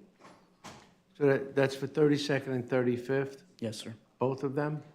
At least for the 32nd and 35th. Last week in January, we Yes. can do that? Yes, again, just like The I said. second meeting in January. That would be appropriate. We will try to expedite and beat that timeline, but at least, give me this much time to be able to go back and look through everything and make sure we provide you with options that are doable and practical, so we don't keep going through the circles.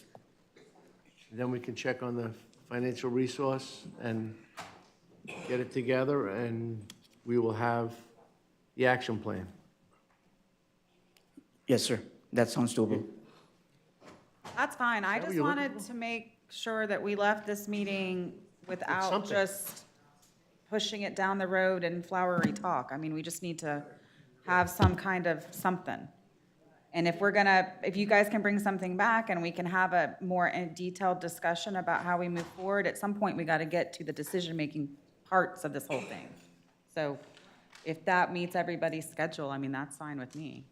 Sounds good. We will be coming back with more information. And in that interim, is it possible to have an update on who we've talked to about right-of-way and where the sticking points might be? So we have a further understanding.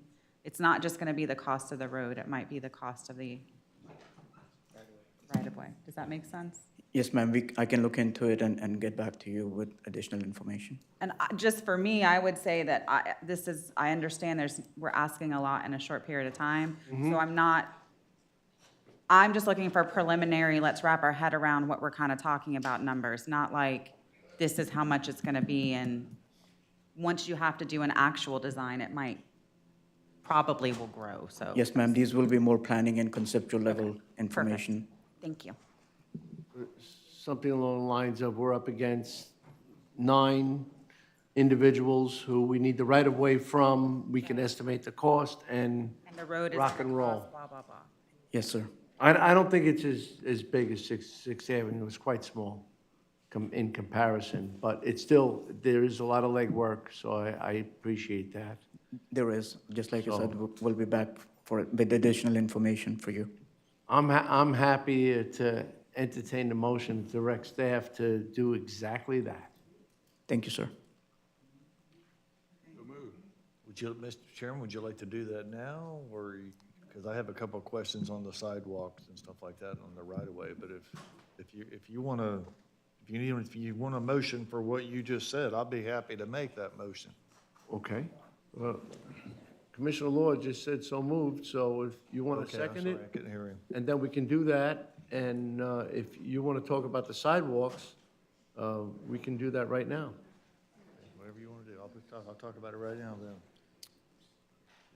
So we're directing, What I've heard here today and what I've heard in past since my 4 years since I've been here is a lot of blame, a lot of what had happened. I find it absolutely troubling that it's been 22 years and this hasn't moved forward maybe like it should. There's a lot of things on this sheet that have been done. There's a lot of things, some things that haven't been done. the most important things that looks like are the things that haven't been done. I agree with Commissioner Moss. Nothing was brought to the board, but I'll rephrase that by saying nothing was brought by staff to the board. And I agree with you, Commissioner Fleischer. I think it was in our former Public Works Director's hands, and it just kind of got lost in the shuffle. Because in the 4 years I've been here, I had a couple of conversations with then County Administrator Jason Brown about it. And things were getting done, some of the small things. I think they put some of the drainage in, the canal, the culvert up there by closer to US 1 and things like that. But I think overall, yeah, I think we dropped the ball a little bit on this whole project. And I don't always agree to the one lady's recommendation about whether we have to do what previous commissioners do. I think we have to honor that. If we want to change it, we change it. Because I don't always agree what my forefathers did up here. I used to work here. They don't always make the right decisions, in my opinion.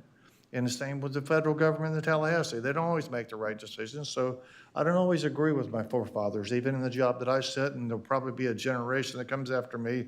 So I didn't agree with the commissioner said back in 2024. I don't know, but that's here and there. The blame game's over with. It's time to move on. It's time to get these things done as to what we can do and what we can afford. My question for Joe, Tony, and Freddie would be, what is the number one priority? What is the top three things that you want to see done? Is it the sidewalk? Is it 35th in the road? Are those the top priority things? Because this would be an ongoing project with a lot of these things. A lot of these things have been done. What is the projects that you see are we got to do those today? Well, for my community, I like where Commissioner Adams and Commissioner Fletcher went. Give us something. And I think that 30-second is to say we're gonna move. And it doesn't have to be, and I just whispered to Chris and hopefully the Public Works guy, come go and walk with us and you'll get a better understanding. There's no need for no curbs. There's no need for no sidewalk. And in here is a powerhouse. If she hasn't left, she's sitting right there, Ernestine Williams. She can go take you where they did that the sewage. There are some plans somewhere where they laid out the sewage. But you got a powerhouse sitting in the room that somebody can whisper if she can remember what was those plans consistent of. It will give you a blueprint on how to go in there and navigate that property. What to answer you is, give us something that we can sink our teeth in. Give us something that our community can say we haven't been forgotten. The other two projects, but anyway, right now, 30-second would be, because I was despondent until Commissioner Adams and Commissioner Fletcher started talking. I was about to say, man, I'm tired of this. Because there was nothing that I could grasp. And if you can get in there and do 30-second, then you are showing us that it's real and we're not so quick gonna run and do a new plan and we're gonna do this and do the covenants that was in the original plan. And then you'll make a community feel good, because right now, we were very despondent. We was, where do we go now? But thank you, Commissioner Adams and Fletcher, for bringing up the possibility of doing something. Well, that's where I was going with it, but they were doing such a good job. I was going with it. We're 30-second would be an impetus for us to move forward, to regain some credibility.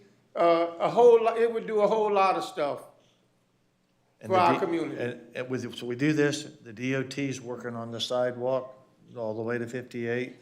They're working on that. That'll happen. Their record's pretty good about getting stuff done like that. So I just want to make sure that basically that we're doing, we need to move on what's been promised and what was in this plan in this document right here. We need to, but we do, I do agree with Chris Balter that we need to go through this plan, look at it again, what's been ongoing, what's been completed, or what's been completed could be moved off to the side, and we need to make sure that we're prioritizing constantly what we need to do and what gets done. I do not think the Gifford Progressive League should be involved in right-of-way acquisition. If we need to buy right-of-way to do these roads, We buy right-of-way just like we do everything else. Sidewalks are a different thing. Yeah.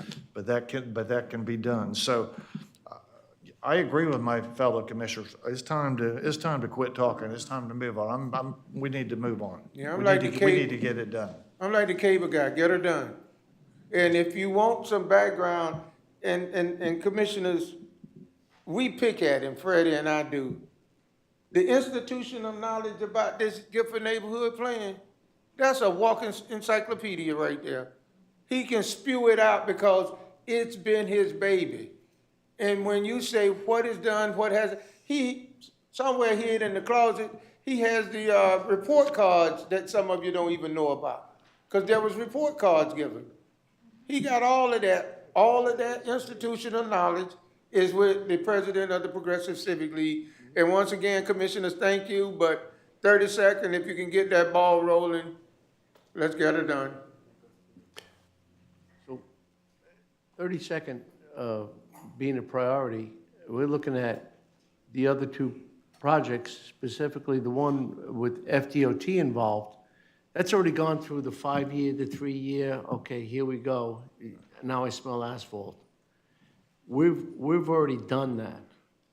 I want you to know I consider the same thing for this project on 32nd. We've already gone through the 5, the 3, and the 1, because the FDOT project is anticipated for 2026, 2027 finalization, if that's correct, Brian? And if that's the case, this will be well done before we get near that. Yeah, so the FDOT project is the Brian Freeman, MPO staff director. That's the 45th Street project, which originally was a sidewalk, and that's actually going to be a complete street. So we're going to reconstruct the road with sidewalks on both sides, bike lanes on both sides. I think FDOT also wants to look at doing maybe a shared use path as an alternative, where that sidewalks and bicyclists could use that facility together. So it's programmed for a feasibility study and design beginning in FY 25-26, and then that will determine how much right-of-way may be needed. If there's any right-of-way needed in addition to the canal right-of-way, which is on the south side, we may need some from the north side also. And then, so they'll program the funding for the right-of-way once they know how much right-of-way is needed, and the construction funding would follow that. So at this point, it's not funded for construction, but once we have that design complete and we know what is to be constructed and what right-of-way is needed for it, then those, it will be programmed. After that, it is the MPO's #1 priority. So every year when FDOT updates their 5-year work program for projects in Indian River County, and they look at the MPO's priority list that has, County Road 510 is on it, has US 1, Aviation Boulevard, 82nd Avenue. At the top of that list, there's 8 projects on there. #1 is the 45th Street project. So we've given direction to DOT that that's where we want, the project we want funded first. All right. Thank you. All right, so we have a motion and a second. Direct staff to come back on the 32nd and 35th. Last week in January, we should have all that information to be able to make a directive decision and move forward. Is that your motion? And that's your second? Okay. Anything further?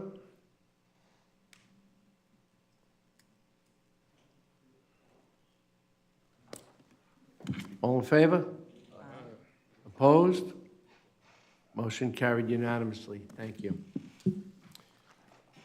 I see the chair spinning. Take another 5-minute recess.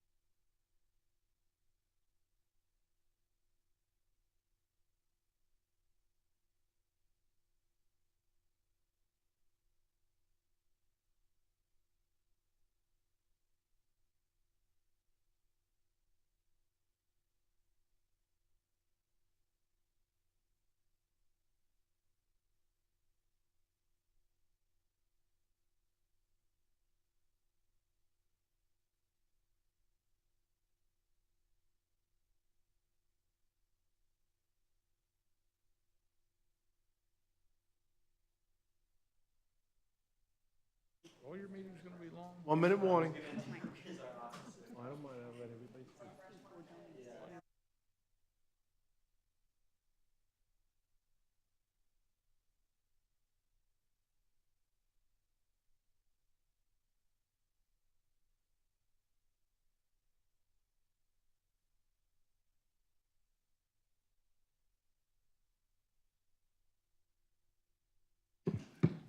Good afternoon, Commissioners.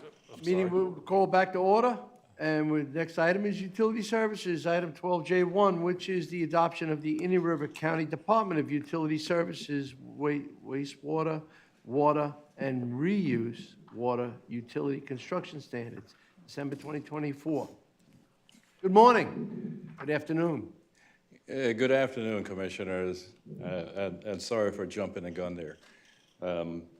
Yes, it's a very big document. It contains quite a bit. But the last time the standards was updated was in May 21st of 2019. Since then, there has been regulatory changes, new design standards, recommendations, enhancements in manufacturers' products, and so on. So it was very necessary for us to update the standard. On September 13th, 2022, the board authorized moving forward with that project to update the construction standards for the utilities department. What the standard does is to ensure design and construction consistency and to deliver optimum levels of service that includes cost, quality, reliability, and safety of our utility assets. The standards also provide administrative and procedures such as permitting and how to address unique circumstances that might require deviation from the standards. There are over 250 changes that were made. A list of the changes was attached to the staff report. But some key ones are, the top key ones would be the lift station design, where we changed it from an in-ground design to an above-ground design. It's more efficient and reduces the cost of our standard lift stations. Another one was to improve the electrical grounding by requiring a grounding ring around each lift station, and that is to comply with new National Electrical Code standards. And we also made some improvements in the requirements for submitting record drawings for the utility assets as well. So the other changes were primarily editorial, formatting changes, CAD template design, and better clarification and requirements of the details as well. So a draft of the standards was posted online for 30 days to allow for public comments. That period ran from September 9th, 2024 to October 7th, 2024. And we also emailed a notification to over 2,000 registered recipients on the site as well. So during that period, no public comments were received. So we're asking you to approve the adoption of the standards. Upon your approval, the new standards will become effective December 2024, and that will become our new 2024 construction standards. Thank you. I'll answer any questions. Thank you. Do we have any questions of staff? So we all had the opportunity to review the backup, and we understand that we're moving forward with the enhanced standards. Consistent, fair, and firm throughout the county. Yes. The standards do apply to not only IRC's own projects, but to projects done by developers throughout the county, so we can have consistent products. Thank you. Any member of the public that wishes to speak regarding the standards? If not, Commission? Sure, move to adopt. We have a motion by Vice Chairman Law, seconded by Commissioner Adams. Any further discussion? All in favor? Aye. Opposed? Motion carries unanimously. Thank you. Thank you. Next item is County Attorney Matters, which is the Kolkata Drive Dock guidance on potential changes. Counselor.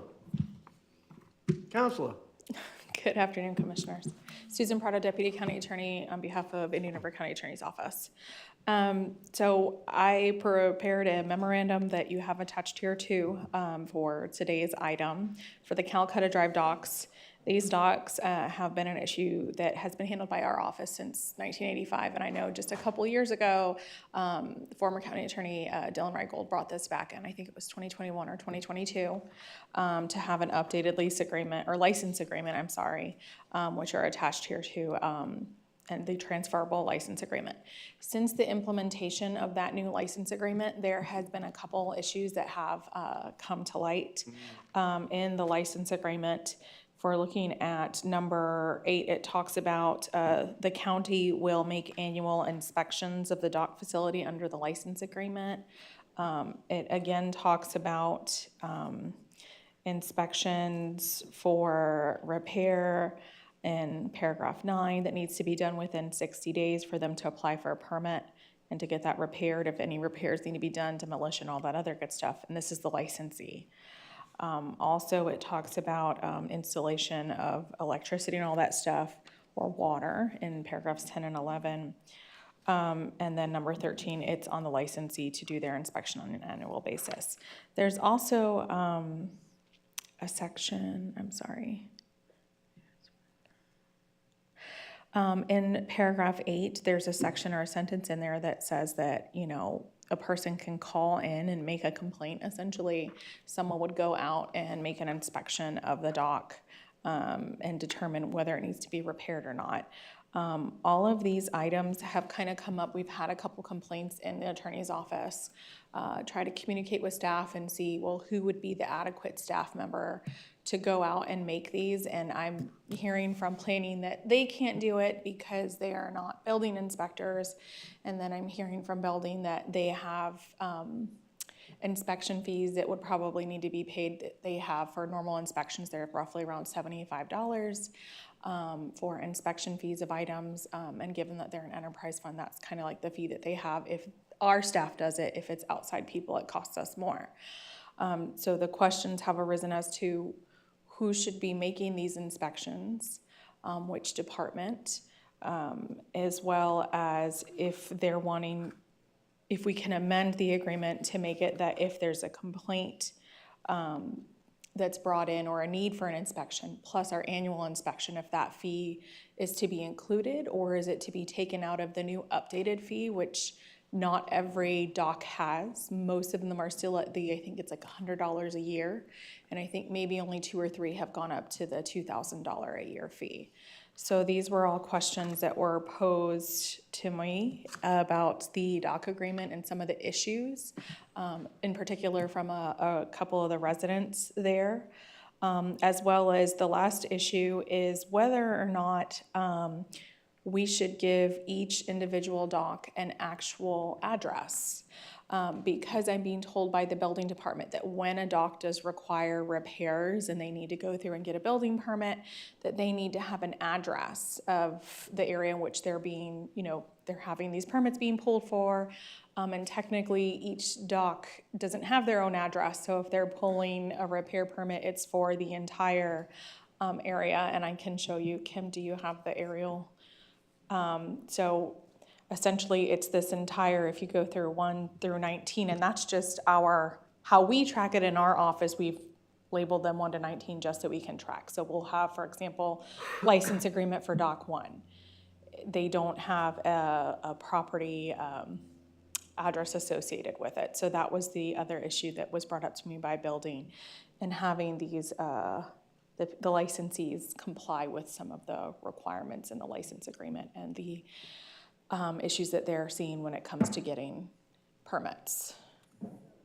So I'm coming to seek guidance from the board on who all you would like to have be in charge of this, how you all would like to see some of these issues resolved, if you're open to having fees, if you're open to giving them each individual addresses, and moving forward. Well, it may affect the property appraiser. Or they need to have some kind of, they need to have some kind of distinguishing characteristic or mark or name or 13A2 or whatever, something. I would propose this, Calcutta Drive dock slip 1, 2, 3, 4, 5, 6, 7, 8, 9, 9 till later 19. And a sign put up on the fence post on the dock, or somehow it has to be identified as what slip it is. And the owner of the slip. Because there's people who have invested and have done a good job, and there are people that have not done such a favorable job Right. in maintenance, and there's a waiting list, and there's also property owners that join it. It's far more complicated. And we've been riding through this and getting through some of the objections, but Council, I appreciate you bringing this forward, because we have to resolve it. And the way to resolve it is to assign addresses or assign numerics to it, and that's attached to an owner. And the other complication that you brought forward, that was, well, this department is qualified to inspect, but do we have to have a fee? Look, we're the county government, and that's leased out property. I think that we could provide inspections to get the work done. And default, I don't think it's code enforcement. That, you're right, code enforcement is not qualified to look at structure. So why not do we provide the individuals to go out there and do either an annual inspection on each and every dock and say, this one's deficient, it needs to be done? I don't see the complication on why we can't have a function to enforce, but with qualified individuals on an annual basis. Look, most of the docks don't deteriorate in 3 weeks. I was just gonna say, most businesses are required to have their backflow preventer Yes. Inspected every year. So you have to get a plumber that has the ability to do that, come out, pay them the fee to inspect it, and then submit that to, in my case, the city. I'm sure it's the same for the county and everything else. So I don't see why we don't just treat it the same way. They have to find somebody that's licensed to inspect docks to come out and inspect it at whatever time frame that we decide. I don't think that should be that difficult. But I do have some concerns in the fact that under your item 1, following concerns arose regarding the above language, and you talk about how there's no addresses associated, so they can't obtain building permits as they need. But then in number 2, the building department says that they only do inspections in relation to building permits, and these agreements do not fit in that category. So are they getting a building permit, but the building department can't inspect them, but they can only inspect it for the permit, but they can't go out and just inspect even though it's a permittable thing? It doesn't, sounds like they're just not wanting to go do it. Maybe they don't have the people to do it, but I would think it would be just as easy. Thank you, Madam Chairman. But Exactly what I was going to say. I embrace that idea. I embrace that idea of having them have to submit an annual inspection report. Mr. Chairman, I would tell you that this is not rocket science. No. These docks are not the docks at Quail Valley. They're not the docks at Sebastian Marina, Captain Hiram's, or anywhere. These are fairly small docks, able to accompany up to a 20 to 23-foot boat. They're not very big, but they're highly coveted docks space. So if the people want to have their boat there on county property, they need to follow by our rules. As for having an address, I would submit Calcutta Drive boats, dock slips with a number on it would be an address. The annual inspection, I have no reservation about our building department providing those inspections, because if the building department can go out and inspect a home, or they can go out and inspect a condominium, or whatever, a dock should be fairly simple of this size. This is kind of like inspecting a shed or less. I mean, you can tell if the dock is worthy or not simply by looking at it, stepping on it, looking at the boards. Electric, there's probably no more than one electrical outlet there that's run, you know, by one electrical line. I don't think it's a big deal for our building department. Which department will review the inspection report submitted by the county that is required every 5 years? They get from independent inspectors. They review those all the time. I don't think this is a big reach for our staff and for our building department, unless the county administrator can tell me otherwise. But I'm for saying that we do these things that we're talking about, and our building department handle the inspections on the dock. You know, and because we have hanging conduit that's close to the water. And that's why we need the building department to be able to inspect it. And a qualified inspector, there are hazardous conditions that develop. I realize they're small docks, but they're wood with galvanized and stainless steel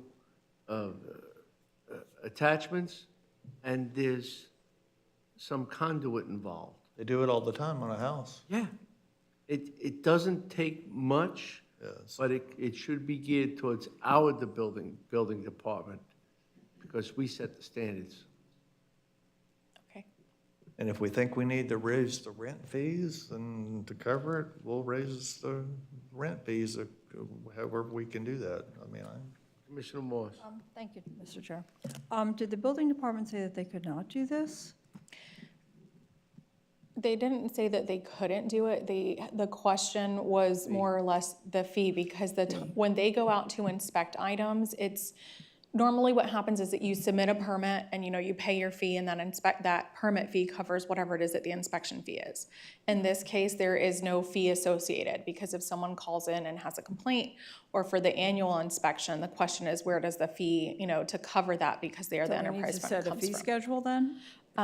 That was kind of why I was coming here for direction from the board, to see how you all would like to do that. Would you like us to include it that's coming out from the new fee, but there's only a couple that have that new fee, or are we going to be asking to set up an inspection fee for that? You know, $75 dock inspection fee was the amount I think that they threw out at me, was roughly $75 for the annual, for them to go out and check, for the licensee to have. So these are the questions that we had for y'all to consider. Nothing has been inspected up to this point in time. I believe that something has been inspected back in 2021. I don't know about recently, but I know they're supposed to go get their annual inspections. And this has been part of the question as to who's supposed to do that, and when is it due. These are some of the items that we're trying to work out, especially given that this last license agreement was created in 2022 and it's 2024. So how are we addressing currently, as the chair pointed out, there, some of these docks can create dangerous situations, and you know that there's one existing. Mr. Bass, you know, has had correspondence with us both regarding one of these docks, and it's been dangerous, or in dangerous condition, for quite a long period of time. So are we going to address that? It should be addressed, and all I can do is relay the information to staff. I cannot give them direction as to who is supposed to address it. I don't have the authority to do that, so I can only give them and say, hey, we're supposed to be inspecting these on an annual basis, or when a complaint arises. And at that point, then they look at me and say, well, who is supposed to be doing the inspecting? And so that's why I'm kind of asking the board, well, I would like some direction from y'all in who should be doing this and how we should address some of the fees and whatnot, because that's not the policy. It seems logical from what everyone's saying. It should be the building staff. That seems. Okay. I think everyone's been saying We that. set the standard. It's logical, yes. So. Mr. Chair, can I ask a question? I'm asking my own deputy. First, Madam Counsel. How do we deal with code enforcement? Don't we have building inspectors that go out and No. inspect dangerous? We don't? So Well, it for would, structures condemned, right? yeah. I mean, or if we have a building code issue that is a code complaint, how, don't they go out and inspect them, or? From my understanding is that if it comes in as a code complaint, then they work with the building department to go out and do whatever inspections. And they don't charge a fee for that, right? Not that I'm aware I of, mean, but normally local governments don't. They work with their, they don't charge fees for that, but I'm just curious. I wouldn't think so. The only thing I would think that would be a smidgen different would be if the person did get fined for that. Those costs basically would be recouped through whatever fine. Where here, there's not that fine for those costs to be recouped. That's the only thing I could think of that would make it distinguishable. But other than that, I agree. But there's an annual fee, Yes, lease agreement, right? correct. And what is that number? For the majority of them, it's $100. For roughly about 2 of them, it's $2,000. Okay. Oh, all 'cause right, that's all right. why we raised it. You just answered the question, okay? We have to raise that to include an inspection by a certified, qualified building engineer or official that can address the issue and red tag it if it's got to be red tagged. That's it. Okay. I don't know. It doesn't make great sense. I mean, $100 a year, that means you own a boat. I don't own a boat, so I have nowhere to put it. I don't need to, but some that do, you need a place to park it and dock it and go out fishing with your family or whatever you do on a boat.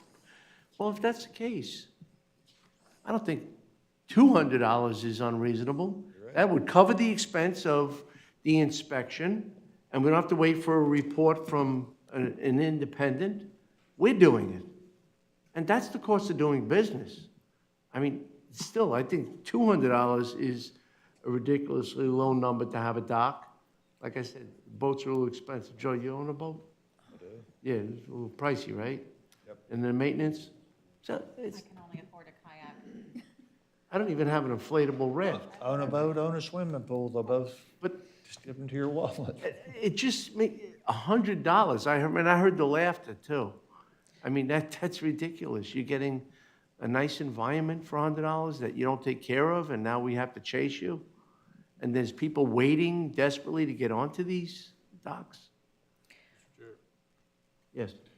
Thank you. A couple of things we need to obviously think about. The independent inspection is, I'm an advocate of that because it's our property, it's our liability exposure. The second is, I wasn't here at the time, but when this did come up, and we come back to this waiting list. So by assigning a particular dock to a particular home, that could be a problem. If you recall, the complaints were coming in on a particular dock that was in disrepair. And some may say that the complainant wanted that dock removed for his particular family to procure another dock in that location. So now we have to clarify, first and foremost, this waiting list. And Susan, I'll tell you, if my recollection is right, the real only time this comes up is when there's a sale of a home.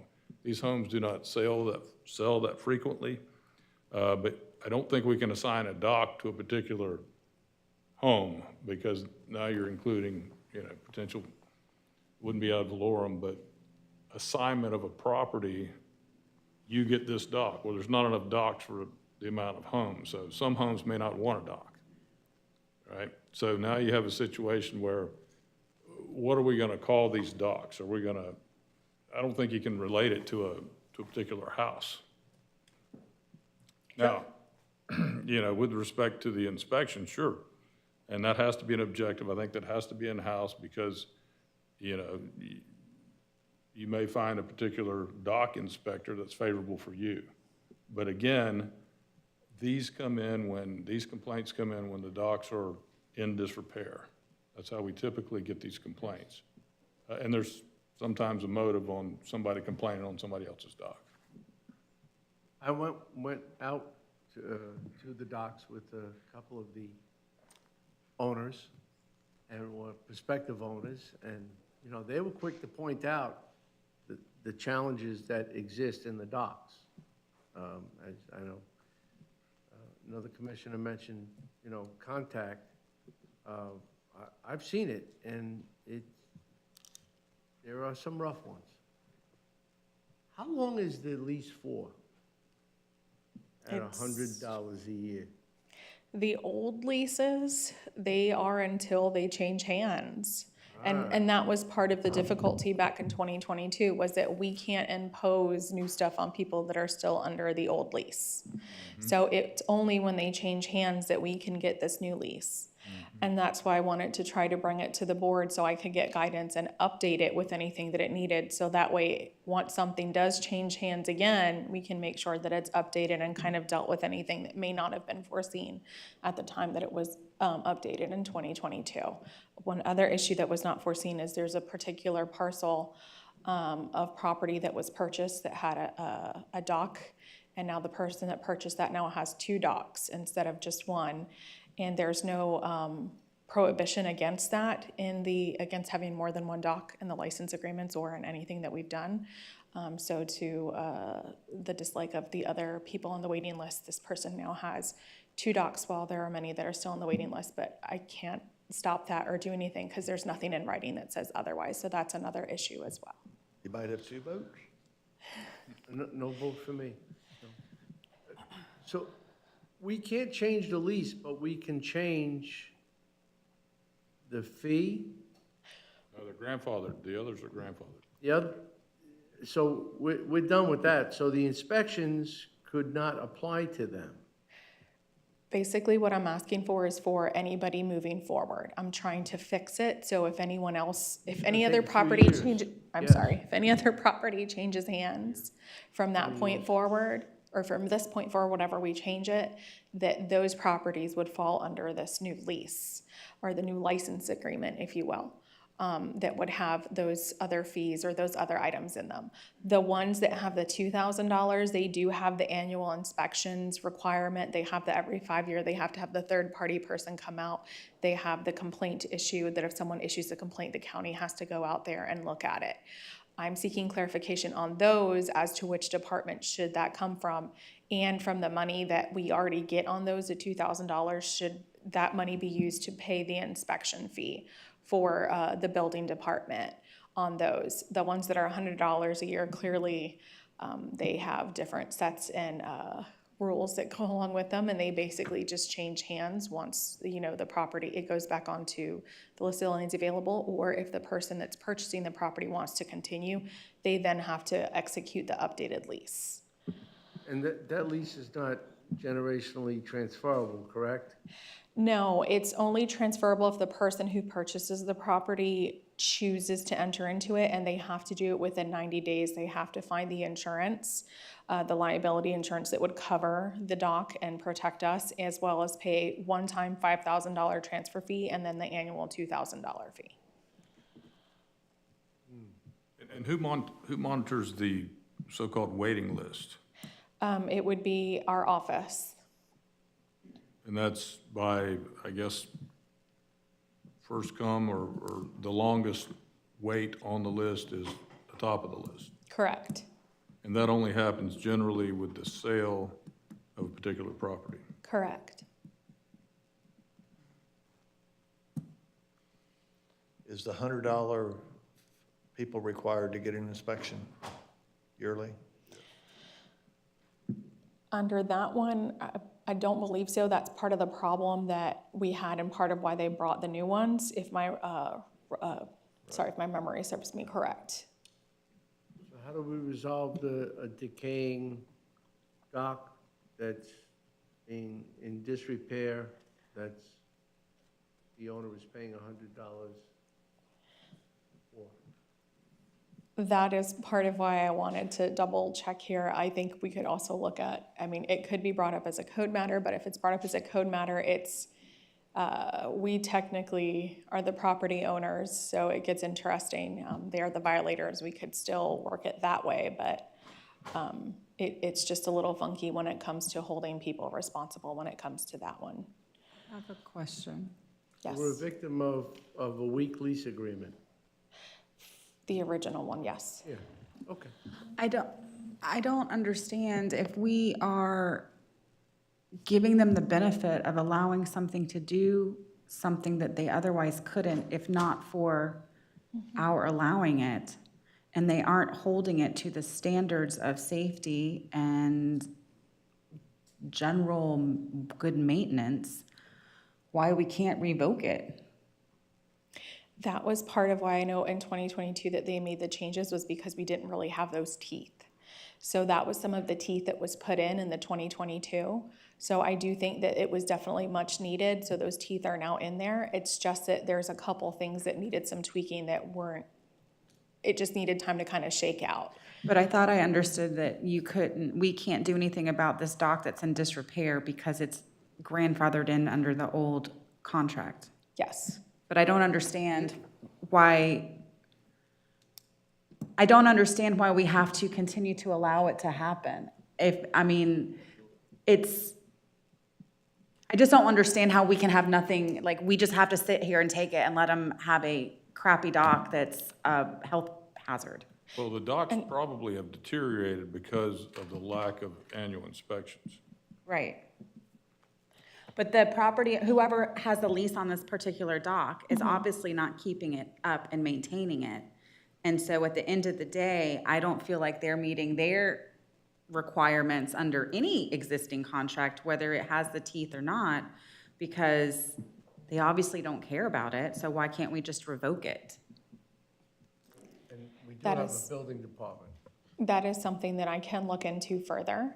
But until I have someone inspect it and tell me this is this and we need to do this, my hands are a little bit tied.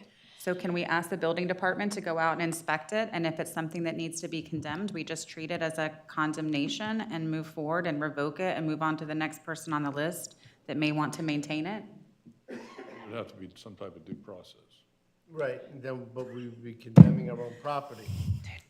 Our own property. That The dock's darn due not- process. We could do due We should process, she's an explore it through attorney. a code process. We can That's certainly look, we'll look at that. what I was wanting to That's probably look the at. best approach, since we have these Correct. bad contracts, but we will do it. Okay. I just want to get it resolved because I know it's something that's been hanging out there Yes. since 2000, since before 22, and it keeps coming up, and it's like, we should be able to do something since technically we're allowing them to do it, And so. it's our property, yes. Yeah. And we should do it soon. Well, you're home. Well, that's what I'm saying, and then like, you can't do anything about it, that's, And you can't, yeah, what do you have, the security deposit? can we go through the eviction process? That's a good idea. Then you have due process. 30 days, 30 days Sounds like notice. we're working on parallel tracks. We're creating a new regulation, but we have to fix the old Correct. regulation, but tiptoe around it because therefore it exists. And I'm just trying to bring the new regulation, trying to kind of sift through some of the stuff that we've seen problems with so that we can prevent them with the new properties that come on board. That's kind of where I'm at. So just trying to make sure that we kind of get ahead of ourselves, I hate to say ahead of ourselves, but ahead of the problems that could possibly Right. come if we continue on this track. That's all. Mr. Chairman? Yes. On the new regulation, I'll make a motion to say we need to put, I agree, we need to put some sort of address on it tied to the lease agreement, whether it's slip 1, slip 2, slip 3. Okay. That would be the first part. The next part would be which department is in charge to perform inspections. I would tell you it would be the building department. Which department of the county would need to sign off on the installation of electricity and/or water services to the dock? The building department. Which department will review inspection reports submitted to the county that is required every 5 years? The building department. And may I Is that ask? all is that all you need for the new one? May I ask one other question? I'm sorry, I seem to Okay. have forgotten to put on here is, are we going to allow somebody to have more than one dock in the future? No? No. So I will amend or put something in there that limits it. So that's the motion. So I'll make a motion for those things and what she just said. Okay, thank you. That's my motion on the new stuff. Yes. Mr. Chair, I would recommend that that staff get a hold of all parties of interest in the Kolkata area with every dock, every homeowner, notify them, we'll have some type of meeting in 2025, here's the rules, we've been putting up with this for 30, 40 years, going forward, and clearly outline this waiting list, this inspection, who's included, who's not, and then that way forward in 2025, Calcutta's handled for the rest of, who knows. But right now, we're piecemealing it, we're doing this, we're doing that, and still there's confusion. But we can't extinguish the existing lease, correct? Currently, no. If they have an existing lease, there's not a time limit on those. They just kind of go on. So unless they do something to violate it. One-page agreements, and here's your dock. Correct. And we have no ability to raise the value? Sure we do. Once the term comes to an end, it's kind of, When is the term, though? that's the problem. There is no term. No term. The whole thing. So, yes. Mr. Chair, if it becomes a public safety hazard, can we revoke the lease? Because I was down that road a few weeks ago, and there's more than one dock that's a problem. So Okay. what is our legal recourse? Can I we think it revoke would- it when it's a public safety hazard? I'm not sure about that. I think we can go at least through the code provisions and go that way. Yeah. I can research it further for you, Commissioner Moss. I'm Have happy you talked to FIND, Florida Inland Navigational District? Because they're charged with public safety, along the coastline. That's not that's not in their mission. Their mission is the channel. Okay, Yeah, that's not. all right, thank you. Do we have what we need to move forward? I think so. I think I had my motion. I was waiting for, or a motion. I was waiting for a second. I don't know. Oh, And then Commissioner Moore mentioned Okay, I'll something. second it. No, I think. Oh, we already have whoever. one. Okay. Restate your motion, so it's. Restate my motion. Restate my motion, move staff recommendation that since there are no address associated with the individual docks, that we add the slip number to the lease agreement to notify that that person is slip 18 or ever how you need to do it Okay, for the addresses. okay. In other so- words, if John Smith lives on Buckingham Trail and he has a slip there, he owns slip 19, that would be the address associated with, for us to correspond with that person. But for the inspection, we're just inspecting dock 19, slip 19, we're not inspecting his house. Ever how you want to handle that, but I think that's the only way you can do it, right? Okay, 'cause they currently have slip numbers, 1, 2, whatever it is. I'm sorry. Well, it that was would up be there. the address. I mean, you wanted an address with it. That would be the address of this boat slip, would be John Smith on 2 Buckingham Trail, slip 19. I think that was the problem that building was having, was it was associating back to someone's house, and it's not their house we because don't there's no want it to a address. house. They want, Can it just Well, be then Calcutta take the Drive, address slip off and put one, the name slip on it. I don't two, know how you slip would do three? it. I mean, I feel like we're making this way more difficult than it needs to I be. agree. Isn't a geocode to a specific location, so we could put an address on there, file that address, and then put 1, 2, 3, 4, 5, 6? yes, You have to go that by is the one slip. option. Was that what you'd like to do, Commissioner? Thank you. Every location can geocode to an address, we My just have to go second through the part of formal the motion process. Yes, is which department is in charge to perform inspections? Yes. Any River County Building Department. Thank you. Which department of the county would sign off on the installation of electricity and water services to the dock? The Building Department. Which department will review the inspections reports submitted by the county as required every 5 years? The Building Department. And then add, what did you brought up about? I don't know, I No brought more up a than lot one of dock. things. About 2 docks, about owning 2 docks. Oh, no owning 2 docks. Okay, No 2 docks. thank you. Just for discussion with our new division that's going to be handling internal facilities for the administrator, would this be part of their role since it's kind of a county facility? I can discuss that with Anthony. I mean, building division is under the Building Facility Service and Services Department, so Right, I just, well, we don't, if we assign it to the department, then we'll figure out how to get it done. if we don't assign it to one, then it's the other one's fault. I think everybody, whether they are in this room or not, just needs to understand that we would like to see this done. And it's not rocket science, and we just need to figure out a way to do it. And I'm feeling everybody's getting frustrated with continuing this conversation. Understood. So first, is there? So we have a motion, and we have a second.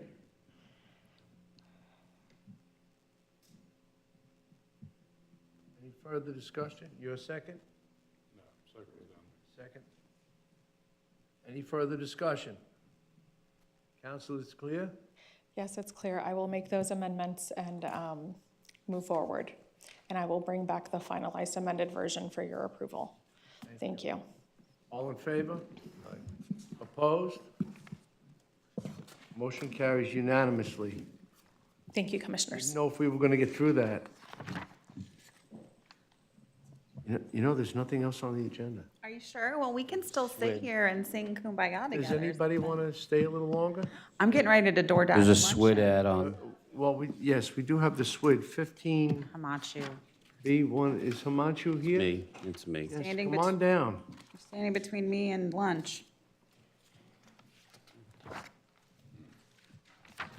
We have to talk Good about afternoon, the- Commissioners. Himanshu Mehta, Managing Director of Solid Waste Disposal District. So this item is related to the debris contractor series. They've been working about 29 days, if you will, and they're 49% complete as of yesterday. The challenges come in is a lot of their resources, a lot of their subcontractors are going to other areas. It's become very challenging to recruit folks here. What's happening, other communities are offering a higher, compensation, a DOT contract that's paying $14.98 per cubic yard compared to, our rate of $981 per cubic yard. So the purpose of this agenda item is to kind of bring this to your attention. We do have an opportunity to match the DOT rate, provide some additional incentive and compensation to expedite the cleanup in our community. County administrator, has outlined the agenda item. We're looking at about $131,591 more dollars that we would maybe need to take out of our emergency general fund. There's some discussion in here about different scenarios in terms of, whether this would be eligible for compensation or not from FEMA. If we look at this as a sort of a separate authorization to our contractor to incentivize them, we feel that we can expedite the cleanup. We're approaching Thanksgiving Day holidays. We're approaching Christmas holidays. We're about halfway done. It could take another 30 days at the course we're in. So if we go ahead and provide this incentive, we feel that we can stick to our original schedule, which is about 6 weeks. We could probably knock this out in about another 2 weeks. So staff is recommending, I believe that the way you have it as option number 3 is to authorize a separate authorization to ensure timely debris, collection. We would still make a good faith argument to FEMA to try to support this additional compensation. But ultimately, we're looking to expedite the cleanup in our community. County Administrator and I, and Natty's here as well to answer any questions you may have. Well, hopefully, hopefully there's an understanding with FEMA because the state has created this. And we now have pulled away many of the individuals that would be serving our community.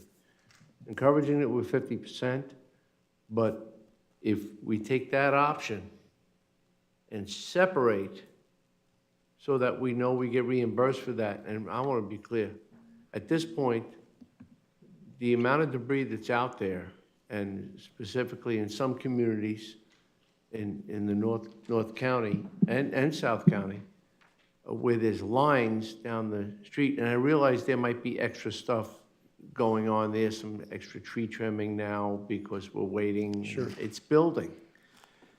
Let's get it done. So if we add another contract to it, we'll have this done just in a couple of weeks? We're looking at 2 more weeks Yes, that we could, they have crews standing by, it's just trying to attract them with the additional compensation to match what DOTs, and other communities have New matched. DOT rate? The DOT rate. So it's just for the collection only, all other contract rates would stay the same. This is only for this cleanup effort. Our contract would revert back to the original fees. But this is, and hopefully this is our last storm of the year for us, but that's the concern. There's a safety concern with piles still being out there, concern with other storm systems that could come up and cause drainage issues. So we certainly recommend the support of the board to match this additional fee and expedite the cleanup in our community. And understanding there's a risk that we will not get reimbursed for this. It's always, that's always the case with FEMA. Every storm. Everything. I mean, look at what we did in Rockridge. Okay? So it happens.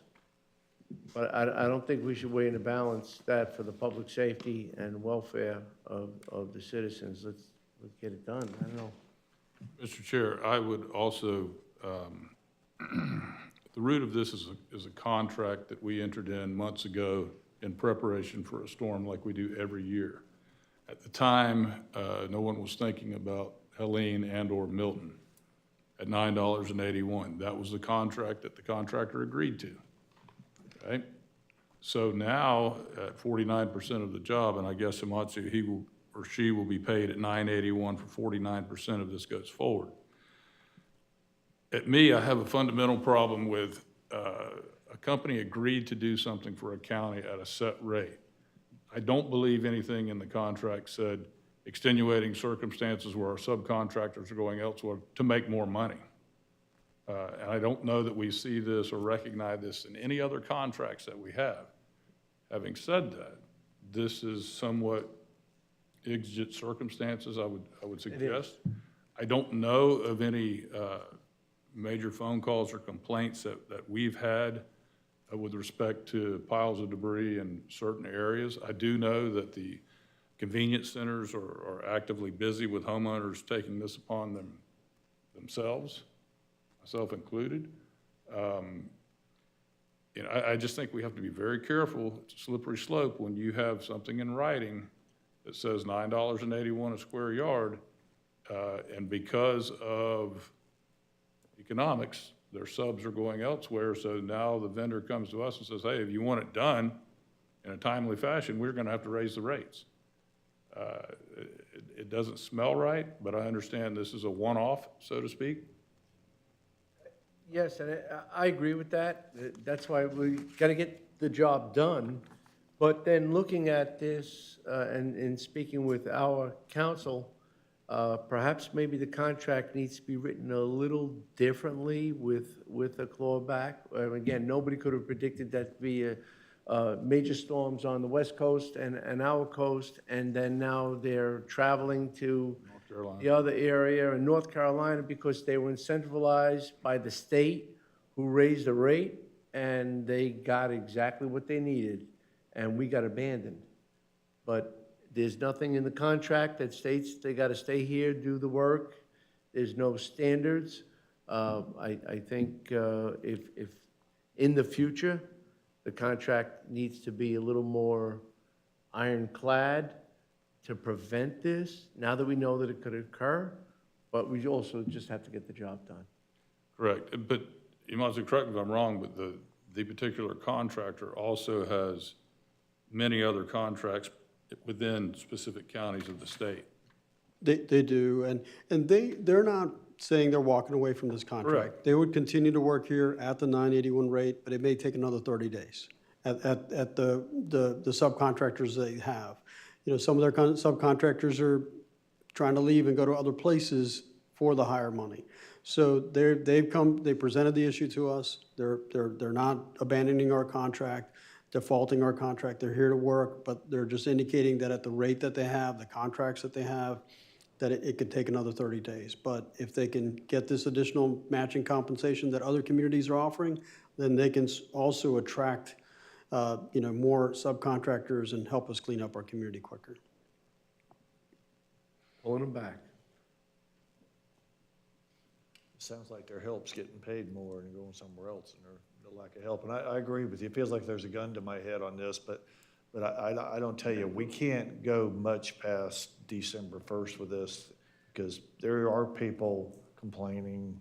They're on social media, they're on other stuff. I've heard it from a few, and I just don't know if we have any option. More than a few. Yeah, More than a I just few. don't know if we have any option. But Commissioner Roy, you're spot on. Wait to see the next contract. Hey, Counselor?